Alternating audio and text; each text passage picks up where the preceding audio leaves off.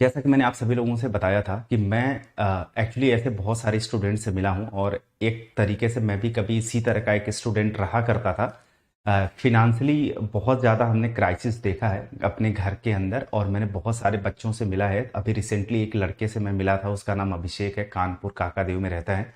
तो उसके कमरे में मैं गया तो जैसे होता नहीं, कमरे में सीड़न की जो थोड़ी बदबू होती है वो थी। और बहुत मतलब जिंदगी होती है ना बच्चों की, बड़ी अजीब होती है। हमें लगता है कि 500 हजार या 2000 रुपए ये कुछ भी नहीं है, लेकिन सही मायने में बहुत लोगों के लिए बड़ा मैटर करता है। तो मुझे लगता है कि अगर मैं आप सभी लोगों की, अगर मैं काबिल हूं, अगर मैं पढ़ा सकता हूं, कि अगर मैं आप लोगों की मदद कर पाऊं तो वो चीज़ मैं आप लोगों के लिए करना चाहता था शुरू से।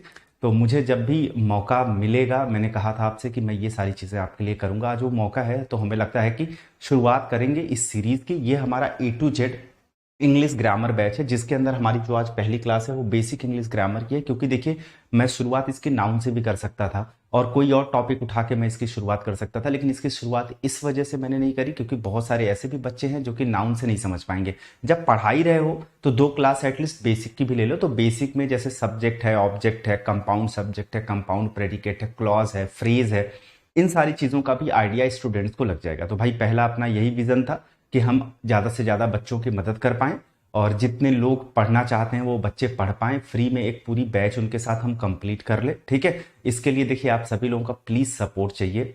लाइक और शेयर कमेंट करिएगा जरूर वीडियोस के अंदर, क्योंकि इन्हीं सारी चीज़ों से हम लोग ज़्यादातर बच्चों तक पहुंच पाएंगे, हम लोग अपनी रीच बना पाएंगे। अगर आप लोग प्यार देते रहोगे, मैं सीरियसली बता रहा हूँ, आपको सब कुछ खत्म करके मैं दे दूंगा, आराम से हमारा सब कुछ कंप्लीट हो जाएगा, ठीक है। ये बैच भाई सबके लिए है, चाहे आप कोई भी बैच ले लो, चाहे आप स्टेनो पढ़ रहे हो, CHSL पढ़ रहे हो, CPO पढ़ रहे हो, CGL पढ़ रहे हो, कोई भी वनडे एग्जाम कर रहे हो, सारे वनडे एग्जाम्स के लिए है। एक बार आप इसको पढ़िएगा, एक बार अपने एग्जाम्स में जा करके देखिएगा, सारे सैंपल पेपर्स वगैरह मॉक लगा लीजिएगा, आपको सब मिल जाएगा, ठीक है।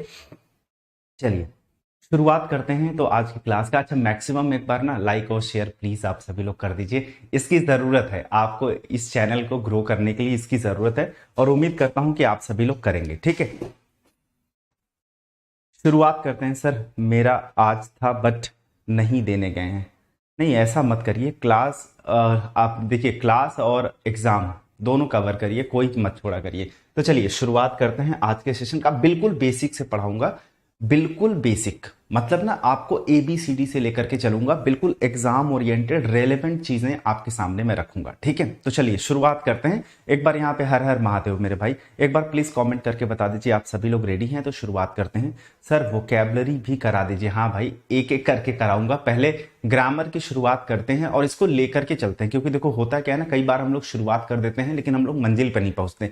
इस बार आप लोग सपोर्ट करिए, प्यार दीजिए, हम लोग मंजिल पे भी पहुंचेंगे, ठीक है। हम इसे कंप्लीट एटलीस्ट एक बार करें, क्योंकि नाउन प्रोनाउन एडजेक्टिव तक ही न रुके। नाउन से शुरुआत करें तो हम प्रेपोजिशन तक खत्म करें, तो कम से कम एक हमारा कहने को हो जाएगा कि यूट्यूब के ऊपर कोई ऐसा टीचर है जिसने वाकई में बच्चों की मदद करी है अच्छे कंटेंट के साथ, वो मैं करना चाहता हूं, ठीक है। चलिए रेडी, शुरुआत करते हैं इंग्लिश से। अब जिन बच्चे को भी कहता है ना इंग्लिश बिल्कुल नहीं आती, सर हमें इंग्लिश का ABCD के अलावा कुछ नहीं आता, मैं उसको भी इंग्लिश सिखा दूंगा। बस पूरे इस बैच को और पूरी क्लास को ध्यान से सुन लेना, ठीक है। पूरी क्लास देख लेना। इंग्लिश बिल्कुल नहीं आती, इंग्लिश आने लग जाएगी, डर खत्म हो जाएगा। अगर हम इंग्लिश की बात करते हैं तो बहुत सारे बच्चों को ये कंफ्यूजन होता है कि इंग्लिश क्या है। देखो इंग्लिश की बात करें तो देखो इंग्लिश क्या है ना, एक लैंग्वेज है, एक भाषा है। हम बहुत सारे लोगों को लगता है कि इंग्लिश सब्जेक्ट है, ऐसा नहीं है। इंग्लिश एक भाषा है, हिंदी एक भाषा है ना। तो ये हमारी भाषा होती है और ये लैंग्वेज होती है। अच्छा, भाषा जो लैंग्वेज होती है और जो सब्जेक्ट होती है, इसमें डिफरेंस बस इतना होता है कि लैंग्वेज में हमें थोड़ा सा चीज़ों को लॉजिकल सोचना पड़ता है, थोड़ा सा कॉन्टेक्स्ट हमें ध्यान देना पड़ता है। ये जो हमारी लैंग्वेज होती हैं वो एक्चुअली फंक्शनल होती हैं। फंक्शनल का मतलब ये हो गया कि सपोज आप ऐसे करिए कि ये मेरे हाथ में एक पेन है, ठीक है। अब ये पेन से अगर मैं लिखने का काम कर रहा हूं तो मैं एक स्टूडेंट हूं, लेकिन अगर इसी पेन को मैं मार दूं किसी को और उसके हाथ में आर पार हो जाए, अब ये पेन तो नहीं रह गया, अब मैं स्टूडेंट नहीं रह गया। अब इस पेन से मैंने किसी के ऊपर वार कर दिया और उसको चोट लग गई, अब ये एक हथियार बन चुका है और मैं एक मुजरिम बन चुका हूं।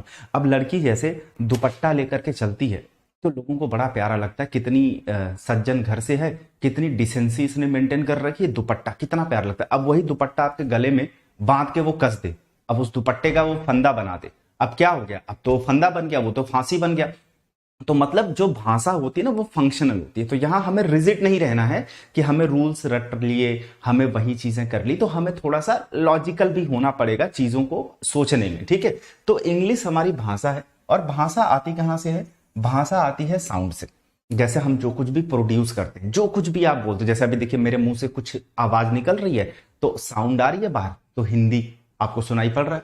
अब ये साउंड कहां से बनते हैं? आपने कहा सर साउंड बनते हैं लेटर से, ठीक है। तो हमने यहाँ बेसिक बातें देख ली कि हमारी इंग्लिश एक भाषा है और ये भाषा साउंड से आती है। साउंड किससे बनते हैं? साउंड बनते हैं लेटर से। अच्छा जी, अब बात करते हैं ना, एक एक चीज को आराम से ध्यान से सुनते समझते चलते हैं कि लेटर क्या है, फिर लेटर से वर्ड बनता है, वर्ड से फ्रेज बनता है, फ्रेज से सेंटेंस बनता है। अगर मैं लेटर की बात करूं तो सारे स्टूडेंट्स को पता है कि भाई ये जो हमारा A to Z होता है, टोटल कितने होते हैं? आपने कहा टोटल 26 होते हैं सर, इन्हीं को हम लेटर कहते हैं। और ध्यान दीजिएगा, ये जो हमारा लेटर होता है ये क्या होती है? आपने कहा सर ये होती है अनब्रेकेबल यूनिट। अनब्रेकेबल यूनिट का मतलब ये हो गया कि ऐसी यूनिट जिसे ब्रेक नहीं किया जा सकता है, ठीक है। क्योंकि भाई एक चीज देखिए ना, आप क्या आप ए को ब्रेक कर सकते हैं? नहीं। क्या आप बी को ब्रेक कर सकते हैं? नहीं। क्या आप सी को ब्रेक कर सकते हैं? नहीं। तो ये जो हमारा लेटर A to Z 26 होते हैं, ये हमारी अनब्रेकेबल यूनिट होती है।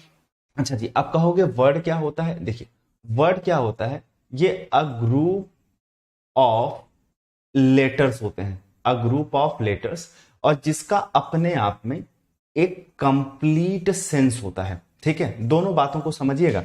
मैंने यहां पे दो पैरामीटर्स लिखे हैं। अगर कोई आपसे पूछे वर्ड क्या है तो आप बताओगे सर वर्ड है अ ग्रुप ऑफ लेटर्स, यानी लेटर्स का समूह है।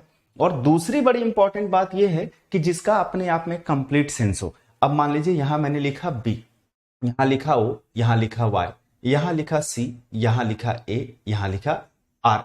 अब आपने देखा सर ये ना क्या है, पर्टिकुलर लेटर लिखा है, इंडिविजुअल लेटर लिखा है। अब हमने कहा भाई इसका ग्रुप बना दीजिए, हमने बना दिया। और बॉय मतलब लड़का, इसका अपने आप में कंप्लीट सेंस भी है। अब जैसे यहाँ पे CAR, हमने यहाँ पे लिखा कार, तो हमने देखा कि ये जो हमारे ग्रुप ऑफ लेटर्स हैं और जिनका अपने आप में कंप्लीट सेंस है, वो हमारे क्या बन गए? आपने कहा सर वो वर्ड बन गए, कोई डाउट नहीं है। लेकिन अब मुद्दा क्या है ना, अब सुनना मेरी बात को ध्यान से भाई।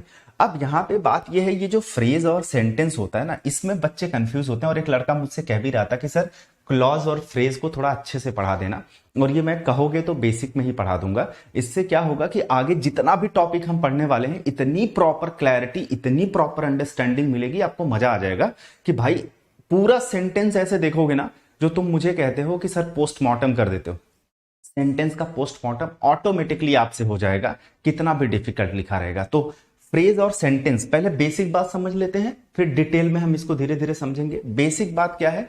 देखिए फ्रेज क्या होता है? फ्रेज होता है अ ग्रुप ऑफ वर्ड्स, यानी शब्दों का समूह होता है, ठीक है। अब सेंटेंस क्या होता है? सेंटेंस भी शब्दों का समूह होता है। आपने कहा सर दोनों बातें तो आपने सेम सेम लिख दी, ये भी शब्दों का समूह होता है और ये भी शब्दों का समूह होता है। अब दोनों में डिफरेंस क्या है? डिफरेंस ये है कि ये एक्चुअली इनकम्प्लीट मीनिंग कन्वे करता है। फ्रेज जो है इनकम्प्लीट मीनिंग देता है, और ये जो हमारा है ये कैसी मीनिंग देता है? आपने कहा सर ये कंप्लीट मीनिंग कन्वे करता है। अब अगर कोई आपसे पूछेगा कि फ्रेज क्या है, तो आप बताओगे शब्दों का समूह है, ठीक है। आप पूछेगा सेंटेंस क्या है, आप बताओगे ये भी शब्दों का समूह है।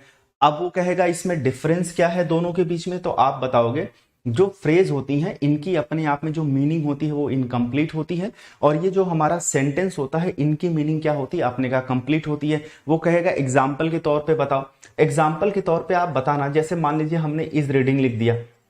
अब देखिए इस रीडिंग में ये है तो ग्रुप ऑफ वर्ड्स भी, अब ये भी एक वर्ड है, ये भी एक वर्ड है तो ग्रुप ऑफ वर्ड, लेकिन इसका अपने आप में कोई कंप्लीट मीनिंग ही नहीं निकल रहा है। अगर कंप्लीट मीनिंग नहीं निकल रहा है तो ये सेंटेंस बना ही नहीं पाएगा। ये हमारा क्या है? फ्रेज है। अभी आपको ये सब नहीं सोचना है कि सर ये कौन सा फ्रेज है, नाउन फ्रेज है, एडजेक्टिव फ्रेज है, वर्ब फ्रेज है, एडवर्ब फ्रेज है, पार्टिसिपल फ्रेज है, ये सब नहीं सोचना है। ये हम जब फ्रेज को डिटेल में पढ़ेंगे आपको तब समझना। अभी बस इतना जानना है फ्रेज है। जैसे हमने लिखा राम एंड मोहन।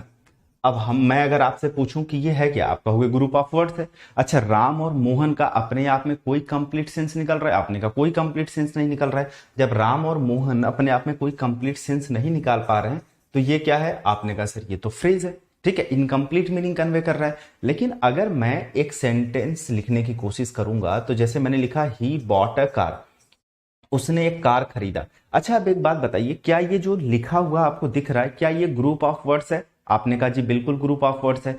अगर ये ग्रुप ऑफ वर्ड्स है तो जरा देखिए क्या इसकी अपने आप में कंप्लीट मीनिंग है कि नहीं है। आपने कहा सर दोनों दे रहा है, ये ग्रुप ऑफ वर्ड्स के साथ कंप्लीट मीनिंग भी दे रहा है कि उसने एक कार खरीदा। और अगर आप ध्यान से देखोगे इसमें तो ये रहा हमारा सब्जेक्ट, ये रहा हमारी वर्ब, ये रही हमारी ऑब्जेक्ट।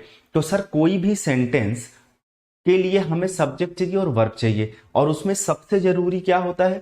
सबसे जरूरी वर्ब होता है किसी सेंटेंस को बनाने के लिए। इसका प्रॉपर स्ट्रक्चर आपने लिखा है सब्जेक्ट, वर्ब और ऑब्जेक्ट। तो यहां पे हमने सेंटेंस और फ्रेज में डिफरेंस ये देख लिया कि दोनों ग्रुप ऑफ वर्ड्स होंगे, लेकिन इसका इनकम्प्लीट मीनिंग होता है, इसका कंप्लीट मीनिंग होता है। यही होता है बेसिक डिफरेंस फ्रेज और सेंटेंस में। पहले बताइए, यहां तक की बात सारे बच्चों को क्लियर है?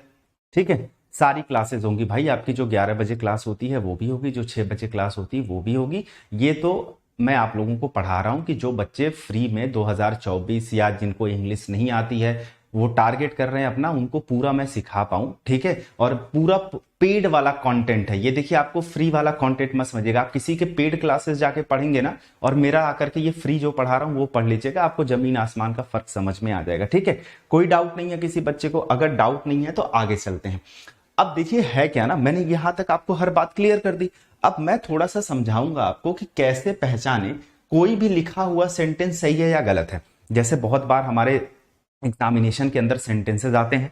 अब जो भी सेंटेंस लिखा है कि हम हाउ कैन वी आइडेंटिफाई, ठीक है, इज इट राइट और रॉन्ग, कि यह सही है या गलत है, तो हमें ये कैसे पहचानना है, तो वो मैं आपको बताता हूं। कोई भी सेंटेंस लिखा है तो अगर मैं अब आपसे पूछूंगा सेंटेंस क्या है, तो अब तुरंत आप बता दोगे। देखो सर, सेंटेंस होता है अ ग्रुप ऑफ वर्ड्स, शब्दों का समूह होता है जिसका अपने आप में कंप्लीट सेंस हो या कंप्लीट मीनिंग हो। ये आपने हमें बता दिया, ये हमें समझ में आ गया। अब आपको ये बताना है कि कोई भी सेंटेंस जो लिखा गया है वो सही है या गलत है। इसके लिए दो पैरामीटर हैं, एक है वर्ड, ठीक है, और दूसरी क्या है? आपने कहा मीनिंग। एक वर्ड होता है, दूसरा मीनिंग होता है। वर्ड क्या है? आपने कहा सर वर्ड का मतलब होता है ग्रामर से, ग्रामेटिकल, ठीक है, और मीनिंग का मतलब होता है लॉजिक से। जब भी कोई सेंटेंस आपसे कोई पूछे ये लिखा हुआ सेंटेंस हमें बताओ सही है या गलत है, तो आपके पास दो स्टैंडर्ड्स होने चाहिए, दो पैरामीटर्स होने चाहिए उसको बताने के। पहला ग्रामर और दूसरा लॉजिक। अगर कोई सेंटेंस ग्रामेटिकली सही है लेकिन लॉजिकली नहीं सही है तो गलत हो जाएगा। कोई सेंटेंस लॉजिकली सही है लेकिन ग्रामेटिकली नहीं सही है तो भी गलत हो जाएगा। तो किसी भी सेंटेंस को सही होने के लिए ये दोनों चीजों का होना बिल्कुल जरूरी है। अब देखिए, मैं एग्जांपल से इस बात को आपको समझाता हूं, आपको समझ में आ जाएगा। जैसे मैंने लिखा कि ही किल्ड मी, ये सेंटेंस मैंने लिखा हुआ है। अब आपको सेंटेंस को अगर आप ध्यान से देखोगे तो यहां पे किल्ड वर्ब है, ठीक है, उसके पहले ये जो ही आया है ये आपका सब्जेक्ट है, ये जो मी आया है ये आपका ऑब्जेक्ट है। सेंटेंस तो ग्रामेटिकली हम लोगों को बिल्कुल सही लग रहा है कि सर सेंटेंस में कोई दिक्कत है ही नहीं है, ठीक है।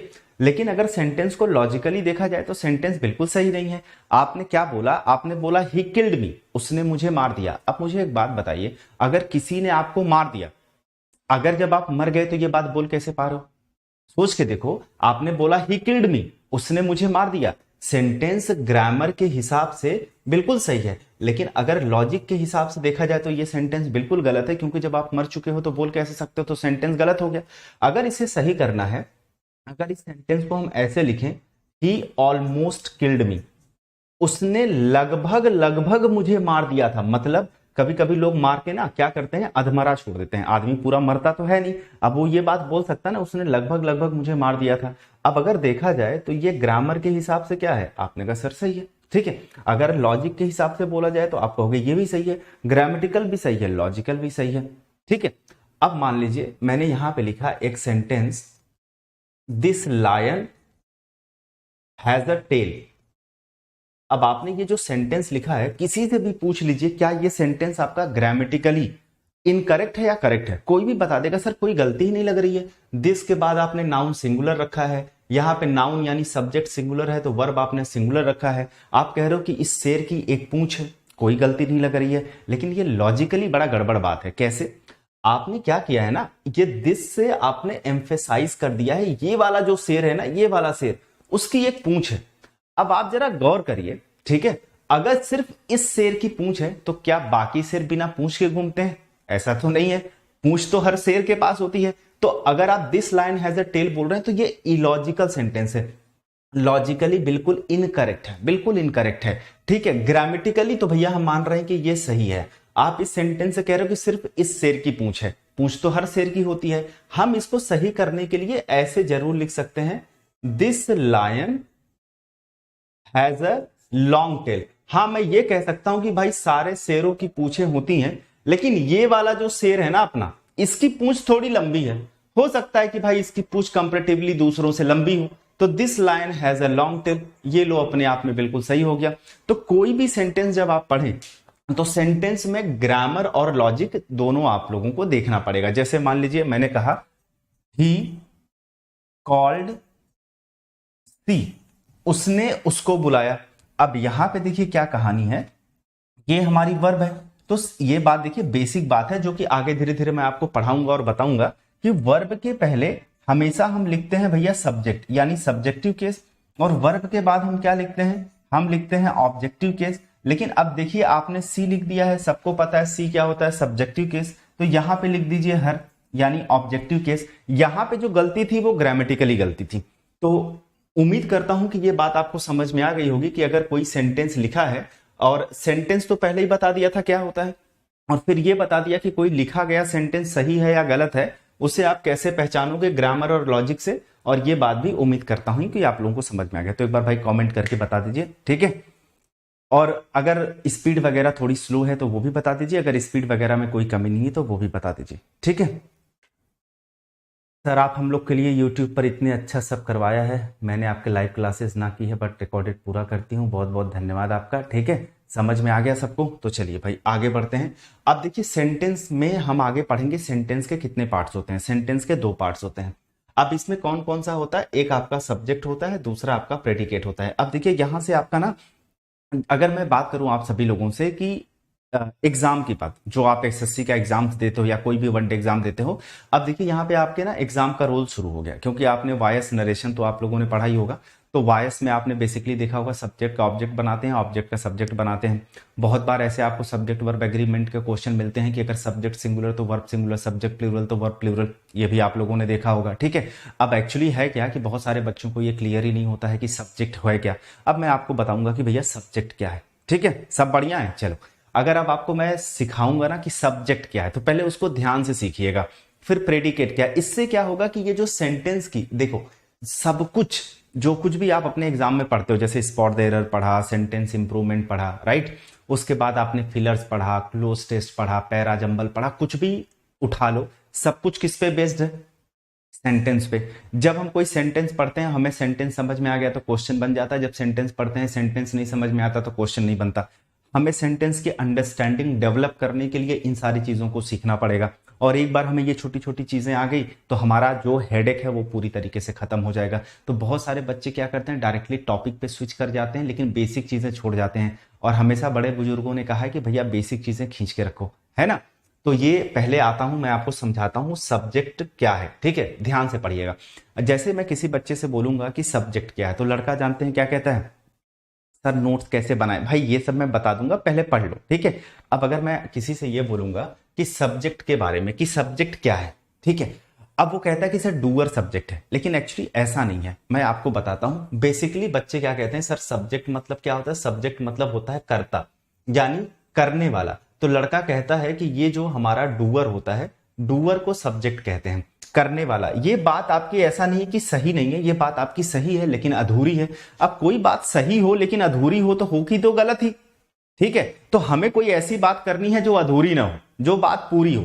अब जैसे यहां पे देखिए दो बातें समझिएगा, सब्जेक्ट आपका डूअर भी होता है और ये आपका नॉन डूअर भी होता है, ये दोनों होता है, डूअर भी होगा और नॉन डूअर भी होगा, ठीक है। कैसे, मैं इसको साबित करके दिखाता हूं। अब जैसे मान लीजिए मैंने यहां पे लिखा the man tested the food, पहला सेंटेंस, और दूसरा मैंने लिखा द फूड टेस्टेड डिलीशियस। अब भाई दोनों सेंटेंस आप देखिए, दोनों सेंटेंस में आपने देखा कि सर ये जो टेस्टेड लिखा था ये वर्ब है, यहां पे भी ये जो टेस्टेड लिखा था ये क्या है, वर्ब है। आपने कहा ये तो वर्ब है। अब आप जरा गौर करिएगा, इसके पहले आपने ये जो सब्जेक्ट लिखा है ये रहा, इसके पहले जो आपने सब्जेक्ट लिखा है ये रहा। अगर आप गौर से देखें तो ये वाला सब्जेक्ट हमारा क्या है, डूअर है। डूअर मतलब करने वाला, जिसे हम लोग परफॉर्मर बोलते हैं। और आप इस सब्जेक्ट को देखोगे ये डूअर नहीं है, ये क्या है, नॉन डूअर है, यानी ये नॉन परफॉर्मर है। ठीक है, यानी जो कुछ नहीं कर पाता है। अब देखिए ना, यहां पे लिखा मैन टेस्टेड द फूड। मैंने आपसे कहा कि फूड किसने टेस्ट किया, आपने कहा सर इस आदमी ने टेस्ट किया। तो ये आदमी डूअर है या नहीं है, आपने कहा बिल्कुल है सर, आदमी तो टेस्ट कर ही सकता है। ठीक है, अभी आपके सामने मैं खाना रख दूं और मैं आपसे कहूं भैया चखिए, तो आप चख के तो बता ही देंगे कैसा है। लेकिन अच्छा एक बात बताइए, क्या ये फूड जो है खुद को टेस्ट कर सकता है? नहीं। आपने कहा सर आदमी खुद को जरूर टेस्ट कर लेगा, मतलब खाने को जरूर टेस्ट कर लेगा, लेकिन फूड नहीं टेस्ट कर पाएगा। तो आपने देखा ये भी सब्जेक्ट है, ये भी सब्जेक्ट है, लेकिन ये डूअर है, ये नॉन डूअर है। तो एक बात हमें ये क्लियर हो गई कि जो हमारा सब्जेक्ट होता है वो डूअर भी हो सकता है और वो नॉन डूअर भी हो सकता है। राइट, अच्छा जी। अब क्या है कि एक छोटा सा ना नोट करके आप लोग यहां पे ट्रिक लिख लीजिएगा, अभी आगे काम देगा। एक छोटा सा ट्रिक है। ट्रिक ये है कि सब्जेक्ट को पहचानने का जो सबसे आसान तरीका है ना, वो है हु से क्वेश्चन करना। अगर कोई भी सेंटेंस लिखा गया है, उस सेंटेंस में आपने हु से प्रश्न किया और जो आपको जवाब मिलेगा वही आपका सब्जेक्ट होगा, या तो हु से या तो व्हाट से, इन दोनों से ही। और अभी आगे मैं इनके यूजेस आपको बताऊंगा, थोड़ा सा मुझे 2 मिनट का टाइम दीजिए बस, ठीक है। लेकिन उसके पहले एक बात बताना चाहूंगा आप सभी लोगों को। जैसे अगर मैं सब्जेक्ट की बात करूं ना, तो कभी कभी सेंटेंस में जो आपको सब्जेक्ट दिखेगा वो सिंगल सब्जेक्ट दिखेगा। सिंगल सब्जेक्ट मतलब सिर्फ एक ही होगा। और कभी कभी सेंटेंस में जो आपको सब्जेक्ट दिखेगा वो आपका कंपाउंड सब्जेक्ट होगा। कंपाउंड मतलब एक से ज्यादा। ठीक है, अभी मैं समझा देता हूं। जैसे एग्जाम्पल के तौर पे मैंने ये बोला आपसे कि राम कॉल्ड हर, राम ने उसको बुलाया। अब इस सेंटेंस में जरा देखेंगे तो कॉल्ड क्या है, आपने कहा सर वर्ब है। ये आपका राम क्या है, आपने कहा सर ये तो हमारा सब्जेक्ट है। सेंटेंस में आपको कितने सब्जेक्ट दिख रहे हैं, आपने कहा सर एक सब्जेक्ट दिख रहे हैं। लेकिन अगर मैं ऐसे कुछ लिखने की कोशिश करूं, Ram and Kamal went to the city. Ram और कमल कहां गए, आपने कहा सर राम और कमल शहर गए। अगर आप यहां पे थोड़ा सा भाई नोटिस करेंगे, यहां पे क्या है, राम और कमल। ठीक है, अब यहां पे अगर गौर करिएगा, यहां पे सिंगल सब्जेक्ट था, एक सिंगल यूनिट थी जो कि राम था। यहां पे गौर करिएगा कि शहर सिर्फ राम नहीं गया है, राम और कमल दोनों गए हैं। तो जब हम एंड से दो नाउन आपस में जोड़ देते हैं, ठीक है, तो ये हमारा किसके तरीके से काम करता है, कंपाउंड सब्जेक्ट की तरीके से काम करता है। तो ये जरा देखिए कैसा सब्जेक्ट है, आपने कहा कंपाउंड सब्जेक्ट है। तो हमेशा ध्यान रखिएगा, जरूरी नहीं है कि आपके किसी सेंटेंस में सिर्फ एक सिंगल सब्जेक्ट आएगा। सिंगल सब्जेक्ट भी आ सकता है और आपके सेंटेंस में इस तरीके से कंपाउंड सब्जेक्ट भी आ सकता है। उम्मीद करता हूं कि यहां तक की बातें समझ में आ गई होगी। एक बार प्लीज बता दीजिए, कोई डाउट है किसी बच्चे को यहां तक? नहीं है, ठीक है। तो आपने यहां पे क्या समझा, आपने यहां पे ये समझा कि सब्जेक्ट हमारा डूअर भी हो सकता है, नॉन डूअर भी हो सकता है, एग्जांपल से समझ के। फिर हमने समझा कि सर सब्जेक्ट हमारा एक सिंगल यूनिट भी हो सकता है और कंपाउंड भी हो सकता है, ये भी समझ गए। हमें एक ट्रिक भी आपने बताई कि अगर हम किसी कहीं पे भी अगर हमको सब्जेक्ट ढूंढना है तो वहां व्हाट और हु का जो आंसर होता है वो हमारा क्या होता है, आपने कहा सर सब्जेक्ट होता है। अगर ये बातें समझ पाए ना, तो देखिए थोड़ा सा प्रेडिकेट के बारे में चर्चा कर लेते हैं। कोई डाउट नहीं है, अब थोड़ा प्रेडिकेट के बारे में चर्चा करते हैं। प्रेडिकेट क्या है, देखिए प्रेडिकेट को ना आप ऐसे समझिए, सब्जेक्ट को छोड़कर जितनी भी चीजें सब प्रेडिकेट है। सिंपल, सब्जेक्ट को छोड़कर सब कुछ प्रेडिकेट है। व्हाट वी टोल्ड अबाउट, ठीक है, सब्जेक्ट इज कॉल्ड प्रेडिकेट। जैसे एग्जाम्पल के तौर पे देखिए, राम स्माइल्ड, ठीक है, राम रीड्स द बुक। आप एक बात बताइए, मैंने क्या बोला आपसे, सेंटेंस में सब्जेक्ट क्या है, आपने कहा राम, यहां भी क्या है, राम।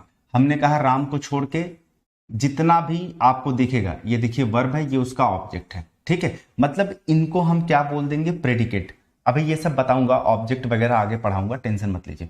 तो सब्जेक्ट के अलावा जितना भी आपको दिखेगा वो क्या कहलाता है, आपने कहा प्रेडिकेट। ये भी आपका क्या है, प्रेडिकेट। ठीक है, बस एक चीजें नोट करके समझ लीजिए।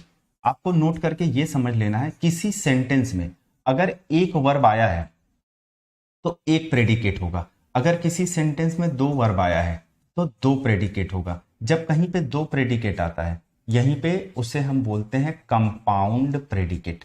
क्या बोलते हैं? Compound predicate. फिर से समझा देता हूं, मैंने कहा कि भाई किसी सेंटेंस में सब्जेक्ट के अलावा जो भी आता है उसे हम प्रेडिकेट कहते हैं। तो यहां पे देखिए ये प्रेडिकेट है, यहां पे देखिए ये प्रेडिकेट है। हमने आपसे कहा कि किसी सेंटेंस में कितने प्रेडिकेट हैं, अगर ये पता करना है तो कैसे पता करोगे? तो हमने कहा भाई देखो, अगर किसी सेंटेंस में एक वर्ब आता है तो एक प्रेडिकेट, किसी सेंटेंस में दो वर्ब आते हैं तो मतलब दो प्रेडिकेट। अगर किसी सेंटेंस में दो प्रेडिकेट आ गए तो उसको तुम नाम क्या दे सकते हो? Compound predicate. जैसे मैंने आपसे कहा Ram and Kamal went to the city and searched for the job। ठीक है, मैंने आपसे क्या बोला कि Ram and Kamal went to the city and searched for the job. अब अगर मैं आपसे पूछूं कि भाई यहां सब्जेक्ट क्या है, आपने कहा सर राम एंड कमल, ये हमारा सब्जेक्ट है। मैं कहूंगा कि कैसा सब्जेक्ट है? आप कहोगे सर ये हमारा कंपाउंड सब्जेक्ट है, क्योंकि अगर आप ध्यान से देखो राम और कमल दो लोग यहां पे आए हैं, दैट इज कंपाउंड सब्जेक्ट। हमने कहा वेंट क्या है? आपने कहा सर वर्ब है। टू द सिटी, अब जरा देखिए यहां कितना वर्ब दिख रहा है? एक वर्ब ये दिख रहा है, दूसरा वर्ब ये दिख रहा है। तो आपको पता है कि सब्जेक्ट को छोड़ करके जितना भी आपको दिखेगा सब कुछ क्या है भैया? प्रेडिकेट है, प्रेडिकेट है। अभी अगर मैं आपसे पूछूं कि कितने प्रेडिकेट हैं, आपने कहा दो। कैसे? एक वर्ब ये है तो एक प्रेडिकेट, दूसरा वर्ब ये है तो एक प्रेडिकेट ये भी हो गया, यानी 1 + 1 कितना हो गया? दो प्रेडिकेट हो गए। इसको हम लोग क्या बोल सकते हैं? आपने कहा सर कंपाउंड प्रेडिकेट बोल सकते हैं।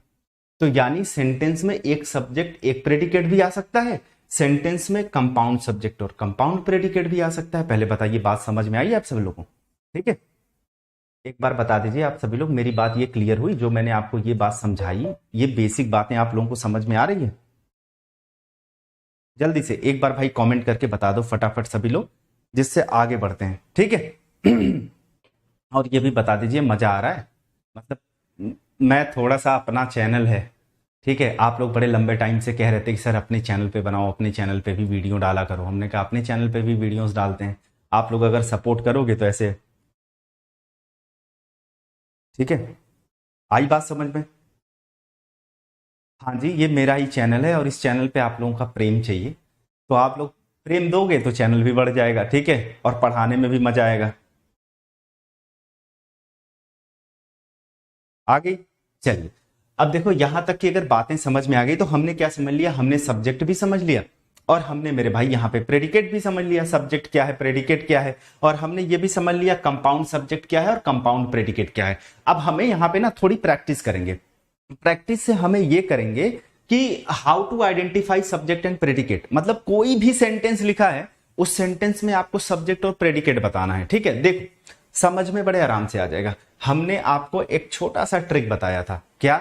कि जो सेंटेंस में हु का रिप्लाई होगा, ठीक है, और व्हाट का रिप्लाई होगा, उसे हम क्या बोलते हैं? आपने कहा सर सब्जेक्ट बोलते हैं। अब आप कहोगे ये हु किसके लिए है? भाई ये देखिए, हु का यूज हम करेंगे पर्सन के लिए और व्हाट का हम करेंगे नॉन लिविंग चीजों के लिए। ठीक है, इसके लिए जैसे सेंटेंस में अगर कोई नॉन लिविंग है तो वो व्हाट का रिप्लाई होता है, कोई अगर लिविंग है पर्सन है तो हु का रिप्लाई होता है। जैसे आपने कहा देवानी स्माइल्ड, हमें पता है भाई स्माइल्ड वर्ब है। ठीक है, अब अगर मैं आपसे ये पूछूं कि हु स्माइल्ड, कौन स्माइल किया? आपने कहा देवानी, ये रहा सब्जेक्ट। एक सब्जेक्ट है, एक प्रेडिकेट है, एक वर्ब मतलब एक प्रेडिकेट।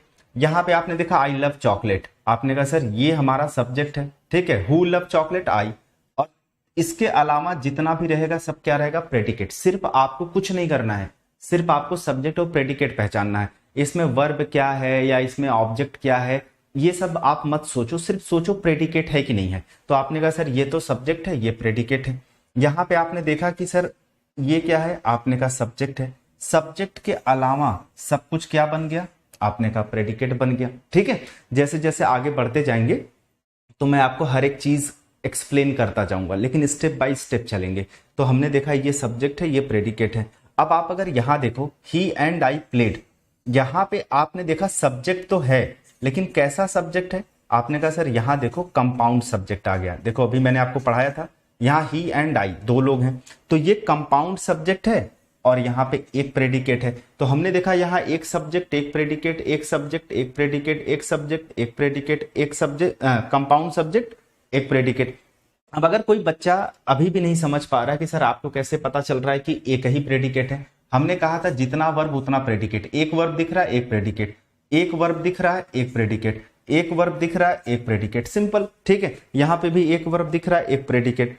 अब अगर इसको देखिए, Ram and Kamal went to the city, अगर यहां पे बात करें तो ये तो वर्ब है, ये हमारा राम एंड कमल क्या है? आपने कहा सर ये तो कंपाउंड सब्जेक्ट है। अगर ये कंपाउंड सब्जेक्ट है तो ये वेंट टू द सिटी जो हमने ये लिखा है, ये क्या हो गया? आपने कहा सर ये तो प्रेडिकेट हो गया। अब अगर यहां देखिएगा, ही क्या है? सब्जेक्ट है। सैंग एंड डांस्ड क्या है? आपने कहा सर देखो कितने वर्ब हैं, एक वर्ब ये है, दूसरा वर्ब ये है, तो सब्जेक्ट के अलावा सब कुछ प्रेडिकेट होगा। कैसा प्रेडिकेट है? आपने कहा सर ये तो कंपाउंड प्रेडिकेट है। तो हमने देखा कि सेंटेंस में एक सब्जेक्ट और एक प्रेडिकेट भी आ सकता है। हमने देखा कि कंपाउंड सब्जेक्ट और एक प्रेडिकेट आ सकता है। हमने देखा एक सब्जेक्ट और कंपाउंड प्रेडिकेट भी आ सकता है। तो अच्छा, इन सारी चीजों से हमें क्या समझ में आएगा आपको पता है? आइडिया ये लगेगा कि भाई सेंटेंस के अंदर, ठीक है, किस तरीके से उसका स्ट्रक्चर होता है, कैसा उसका फॉर्मेशन होता है, जिससे आप लोग को कंफ्यूजन नहीं होगा। जब आप लोग पढ़ोगे तो सेंटेंस ना आप खुद ही धीरे धीरे से पढ़ते पढ़ते हर सेंटेंस आपको समझ में आने लगेगा। आप हर सेंटेंस को इजीली आइडेंटिफाई कर लोगे। जैसे यहां देखिए, यहां पे एक बार बताइएगा, he went to the city and search for the job. He क्या है? आपने कहा सब्जेक्ट है। देखिए यहां पे वेंट टू द सिटी, एक वर्ब ये है, and search for the job दूसरा वर्ब ये है। तो इसका मतलब ये दोनों क्या हो गए? आपने कहा सर कंपाउंड प्रेडिकेट। तो आपने सेंटेंस में सब्जेक्ट और प्रेडिकेट समझ लिया, कोई डाउट नहीं होना चाहिए किसी बच्चे को। ठीक है, आगे बात समझ में। अब आपको थोड़ा सा एक स्टेप आगे लेकर के चलते हैं। अगर सब्जेक्ट और प्रेडिकेट आपको क्लियर हो गया, अब मैं थोड़ा सा आपको ऑब्जेक्ट के बारे में बताता हूं। देखो, ऑब्जेक्ट के बारे में मैं ज्यादा कंफ्यूज करूंगा नहीं, क्योंकि दो तरीके हैं ऑब्जेक्ट को बताने के। ऑब्जेक्ट अगर मैं आपको बता दूं, पहला वाला तरीका वो खास समझ में नहीं आएगा, लेकिन फिर भी मैं बताता हूं आपको। जैसे मान लीजिए ये सब्जेक्ट है सेंटेंस का। अब सब्जेक्ट के बाद क्या आता है? आपने कहा सर वर्ब आता है। वर्ब क्या होता है? आपने कहा वर्ब एक्शन होता है। ठीक है, अब अगर आप इस बात को गौर करिएगा कि अगर ये जो हमारी वर्ब एक्शन होती है ना, अगर सब्जेक्ट ने कोई एक्शन किया और उस एक्शन का प्रभाव या कह लीजिए इफेक्ट जो रिसीव करता है, ठीक है, जो रिसीव करता है, उसी को हम क्या बोलते हैं?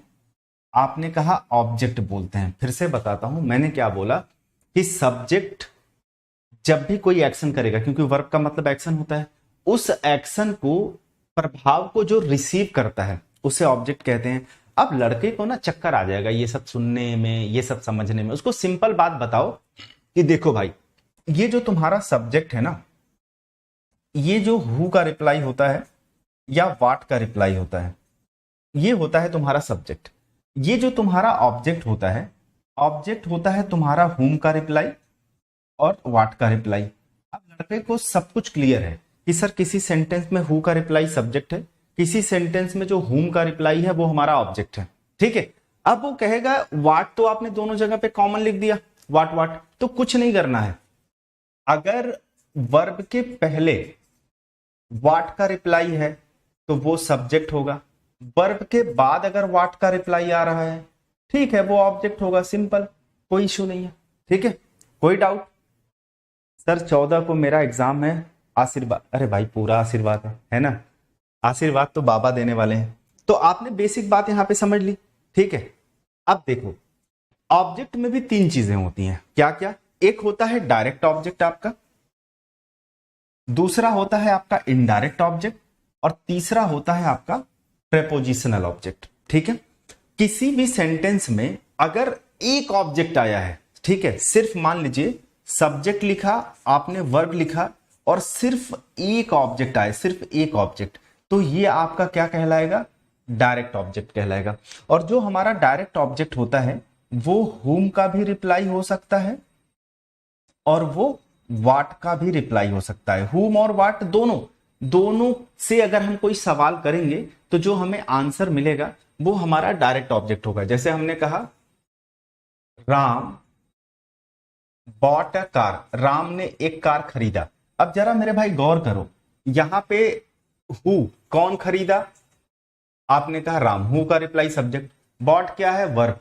अब मैंने आपसे कहा क्या खरीदा, what did Ram by, Ram ने क्या खरीदा, आपने कहा सर अ कार। ये क्या है, ऑब्जेक्ट। हमने कहा कि किसी सेंटेंस में सिर्फ एक ऑब्जेक्ट आ रहा है, सिर्फ एक ऑब्जेक्ट, सिंगल। तो अगर चाहे वो whom का रिप्लाई हो चाहे what का रिप्लाई हो, ठीक है, उसको हम क्या बोलेंगे, डायरेक्ट ऑब्जेक्ट। तो ये आपका कौन सा ऑब्जेक्ट है, आपने कहा सर डायरेक्ट ऑब्जेक्ट है। अब देखो जी, अगर मान लीजिए मैंने बोला कि Ram will assist the boys, Ram लड़कों की सहायता करेगा। अगर आप जरा गौर करिए यहां पे, ये राम क्या है, आपने कहा सब्जेक्ट है, विल असिस्ट क्या है, आपने कहा वर्ब है। अब अगर मैं आपसे पूछूं किसकी सहायता करेगा, किसकी, देखिए यहां पे मैंने आपसे बोला whom, ठीक है, whom विल राम असिस्ट, किसकी सहायता करेगा, लड़कों की। अब आपने कहा सर ये तो ऑब्जेक्ट है। अब यहां पे जरा गौर करिएगा, यहां पे हमने whom से प्रश्न किया है, यहां पे what से प्रश्न किया है। what का प्रश्न हम तब करते हैं किसी के लिए जब हमें नॉन लिविंग बताना हो, ठीक है। whom का यूज हम तब करते हैं जब हमको भैया लिविंग बताना हो। आप जरा देखिए यहां पे कार था, नॉन लिविंग था, तभी हमने यहां पे what से रिप्लाई किया। आपने देखा कि यहां पे सर बॉयज था, लिविंग था, इसलिए हमने whom से रिप्लाई किया। तो हमने कहा किसी सेंटेंस में अगर ऑब्जेक्ट आ रहा है तो अगर वो whom का रिप्लाई है तो भी वो डायरेक्ट ऑब्जेक्ट होगा, what का रिप्लाई है तो भी डायरेक्ट ऑब्जेक्ट होगा, अगर सिर्फ एक सिंगल ऑब्जेक्ट है तो। आई बात समझ में। अब जरा गौर करना, इनडायरेक्ट ऑब्जेक्ट की अगर मेरे भाई बात करते हैं, जैसे मैंने आपसे कहा राम, पहले ऐसे बता देता हूं मैं आपको। देखिए इनडायरेक्ट ऑब्जेक्ट जो होता है ना वो आपका whom का रिप्लाई होता है। अब ऐसा आप कहोगे सर whom का रिप्लाई तो डायरेक्ट भी होता है, समझाता। देखिए इसमें क्या होता है, हमेशा दो ऑब्जेक्ट आते हैं। राम, जैसे मान लीजिए कोई, आपने इसको स्ट्रक्चर से समझा देता हूं, जैसे आपने कोई सब्जेक्ट लिखा, सब्जेक्ट के बाद आपने वर्ब लिखा। मान लीजिए यहां पे आया ऑब्जेक्ट 1, यहां पे आया ऑब्जेक्ट 2, ठीक है, ऑब्जेक्ट 1 और ऑब्जेक्ट 2। तो अगर गौर करेंगे ना आप, ये जो ऑब्जेक्ट 2 है ये वाट का रिप्लाई होगा, जो वाट का रिप्लाई है इसमें ये डायरेक्ट ऑब्जेक्ट कहलाएगा। इसमें मान लीजिए ये जो दूसरा वाला जो whom का रिप्लाई होगा ये हमारा इनडायरेक्ट ऑब्जेक्ट कहलाएगा, ठीक। किसी सेंटेंस के अंदर अगर दो ऑब्जेक्ट आते हैं तो उसमें जो वाट का रिप्लाई होगा वो डायरेक्ट ऑब्जेक्ट होगा, जो whom का रिप्लाई होगा वो इनडायरेक्ट ऑब्जेक्ट होगा। एग्जाम्पल से समझिए, जैसे मान लीजिए मैंने यहां आपसे कहा, कहां लिखूं भाई, यहां लिख देता हूं। जैसे मैंने आपसे कहा राम, ठीक है, गिव मी 2 बुक्स, राम ने मुझे 2 किताबें दी। अब जरा इसमें आप गौर से समझिएगा मेरी बात को। राम क्या है, आपने कहा सब्जेक्ट है, गिव क्या है, आपने कहा वर्ब है। अब मैंने आपसे पूछा कि क्या दिया, what did Ram give me, मुझे क्या दिया, आपने कहा सर ये किसका रिप्लाई है, व्हाट का। व्हाट का रिप्लाई क्या हो गया, आपने कहा सर डायरेक्ट ऑब्जेक्ट। व्हाट का रिप्लाई क्या हो गया, डायरेक्ट ऑब्जेक्ट। अब मैंने आपसे कहा कि किसको दिया भाई, किसको दिया, whom, आपने कहा मुझको दिया, ये हो गया हमारा इनडायरेक्ट ऑब्जेक्ट। अच्छा अब इनकी मदद कहां मिलेगी आपको पता है, जैसे जब आप एक्टिव पैसिव वॉइस पढ़ते हो, सीजीएल के प्री में भी आता है, मेंस में भी आता है, हर एसएससी के एग्जाम में आता है। तो हमें अगर मान लीजिए बताना है कि भैया वॉइस चेंज करना है तो सब्जेक्ट ऑब्जेक्ट तो पता होना चाहिए ना। अगर किसी सेंटेंस में 2 ऑब्जेक्ट आ गया तो उसके 2 पैसिव बनते हैं। तो ये सब हमें क्लियर होगी तो आगे क्या होगा, बहुत आसान होगा हमारे लिए, ठीक है। अब हमने ये देख लिया। अच्छा जी, पहले एक बार बता दीजिए आप सभी लोग को क्लियर है। जैसे मैंने कहा he gave me a 10,000 rupees, ठीक है। अब मान लीजिए ये मैंने सेंटेंस लिख दिया। अब इसमें गौर करिएगा, उसने मुझे दिया 10,000 रुपीज। तो आपने कहा सर ही क्या है, ये तो सब्जेक्ट है, गेव क्या है, वर्ब है, क्या दिया, जरा गौर से देखिएगा, क्या दिया, आपने कहा 10,000 रुपीज दिया सर, ये कैसा ऑब्जेक्ट है? Direct object. किसको दिया? हुम। हुम का रिप्लाई इनडायरेक्ट ऑब्जेक्ट। पहले बताओ कोई डाउट किसी बच्चे को? अब मैंने आपको क्या बताया, एक बार जल्दी से सम अप कर देता हूं। मैंने कहा कि भाई देखो, ऑब्जेक्ट तीन होते हैं, एक डायरेक्ट होता है, दूसरा इनडायरेक्ट होता है, ठीक है, तीसरा प्रेपोजिशनल होता है। तो सबसे पहले हमने डायरेक्ट के बारे में ये बताया।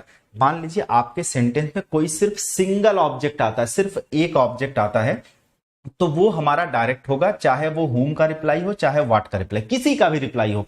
अगर सिंगल ऑब्जेक्ट है, व्हाट का रिप्लाई हो चाहे हुम का रिप्लाई हो, वो डायरेक्ट ही होगा। लेकिन किसी सेंटेंस के अंदर दो ऑब्जेक्ट आते हैं, अगर दो ऑब्जेक्ट आते हैं तो व्हाट का रिप्लाई डायरेक्ट होगा उसमें, और हुम का रिप्लाई इनडायरेक्ट होगा। जैसे आपने ये दो एग्जाम्पल देख लिए, ठीक है, इतनी सी बात थी और कोई डाउट नहीं है?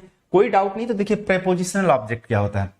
प्रेपोजिशनल ऑब्जेक्ट वो ऑब्जेक्ट होता है, बड़ा सिंपल है भाई, प्रेपोजिशन के बाद जो नाउन आएगा या जो प्रोनाउन आएगा वही इसका ऑब्जेक्ट कहलाएगा। सिंपल है। मैंने क्या बोला आपसे कि प्रेपोजिशन के बाद जो भी नाउन या प्रोनाउन आएगा वो उसका ऑब्जेक्ट कहलाएगा। That's called prepositional object. Very simple, ठीक है। एग्जाम्पल के तौर पे एक यहां दे देता हूं, जगह नहीं है। मैंने कहा he went to the city. कहां गया भैया? वो शहर गया। आपने कहा सर देखो, इसमें ही क्या है? सब्जेक्ट है। वेंट क्या है? वर्ब है। टू क्या है? प्रेपोजिशन है। द सिटी क्या है? इस प्रेपोजिशन का ऑब्जेक्ट है। तो ये हमारा प्रेपोजिशन का ऑब्जेक्ट क्या बन गया? आपने कहा सर ये हमारा बन गया प्रेपोजिशनल ऑब्जेक्ट। सिंपल है, ठीक है।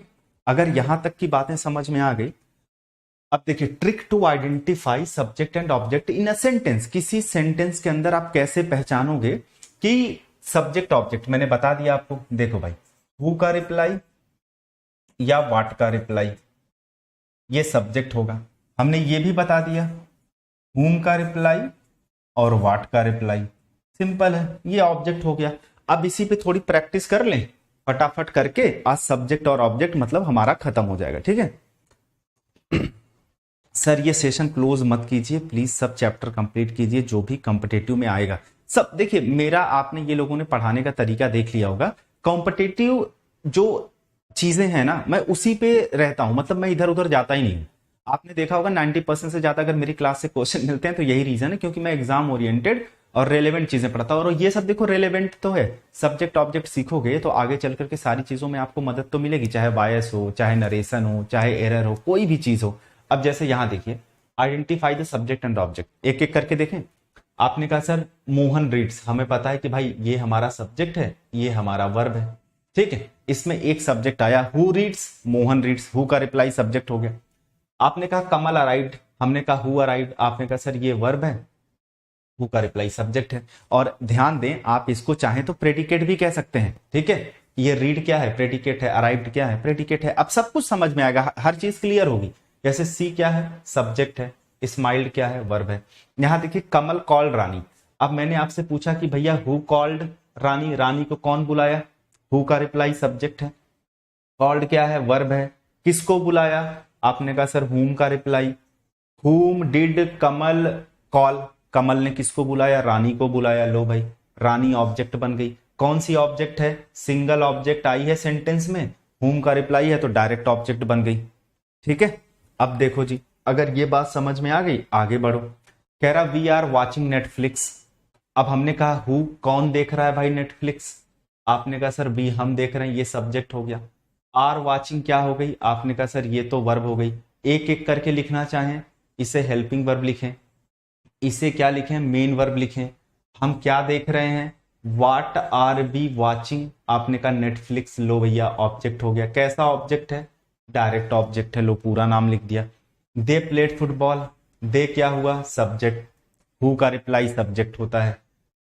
प्ले वर्ब है। क्या खेलते हैं? आपने कहा सर वाट का रिप्लाई, वाट का रिप्लाई ऑब्जेक्ट हो गया, दैट इज डायरेक्ट ऑब्जेक्ट, ठीक है। अगला देखिए, Mohan will assist the boys. Mohan क्या है? आपने कहा सर सब्जेक्ट हो गया। अब हमने कहा विल क्या है? हेल्पिंग वर्ब हो गया। असिस्ट क्या हो गया? मेन वर्ब हो गया, ठीक है। द बॉयज, ये देखिए हुम का रिप्लाई है। हुम विल मोहन असिस्ट, मोहन किसको असिस्ट करेगा? लड़कों को करेगा। लो ये हमारा क्या हो गया? आपने कहा सर ऑब्जेक्ट हो गया। कैसा ऑब्जेक्ट है भाई? डायरेक्ट ऑब्जेक्ट है। सिंगल अगर ऑब्जेक्ट आएगा तो डायरेक्ट ऑब्जेक्ट हो जाएगा। ठीक है, अगला he is writing a letter, he क्या है, सब्जेक्ट है। इज राइटिंग क्या हो गई, पूरी वर्ब हो गई। अ लेटर क्या हो गया, ऑब्जेक्ट हो गया। कैसा ऑब्जेक्ट है, डायरेक्ट ऑब्जेक्ट है, कोई दिक्कत नहीं है। अब देखो हर एक चीज आप समझ पाओगे। नेक्स्ट देखिए, जैसे मैंने कहा ही बॉट अ कार, ही क्या है, आपने कहा सब्जेक्ट है। बॉट क्या है, वर्ब है। अ कार क्या है, वाट का रिप्लाई है, ये हमारा ऑब्जेक्ट हो गया। ठीक है, वाट डिड ही बाई, क्या खरीदा, कार खरीदा, ऑब्जेक्ट है, डायरेक्ट ऑब्जेक्ट है अगर आप कहना चाहें तो। जैसे पायल, आपने कहा सर सब्जेक्ट है, ऑब्वियस सी बात है। हैज हेल्पिंग वर्ब है। लॉस्ट मेन वर्ब है। पायल ने खो दिया, मैंने आपसे बोला कि भैया क्या खो दिया, ठीक है, आपने कहा अपने ईयर रिंग्स खो दिए, ये ऑब्जेक्ट है। कैसा ऑब्जेक्ट है, आपने कहा सर डायरेक्ट ऑब्जेक्ट है। कोई डाउट आ रहा है, कोई डाउट नहीं आएगा। ठीक है, जैसे they are demanding more money, अब हमने कहा दे क्या है, सब्जेक्ट है। आर क्या है, हेल्पिंग वर्ब है। डिमांडिंग क्या है, आपने कहा मेन वर्ब है। दे आर डिमांडिंग, क्या डिमांड कर रहे हैं, वाट आर दे डिमांडिंग, आपने कहा सर ये वाट का रिप्लाई पूछ रहा है। वाट का रिप्लाई क्या होगा, आपने कहा सर ये डायरेक्ट ऑब्जेक्ट हो जाएगा, मोर मनी। ठीक है, वी शुड नॉट ब्लेम, ये क्या है, सब्जेक्ट है। शुड क्या है, मॉडल वर्ब होती है, सबको पता है।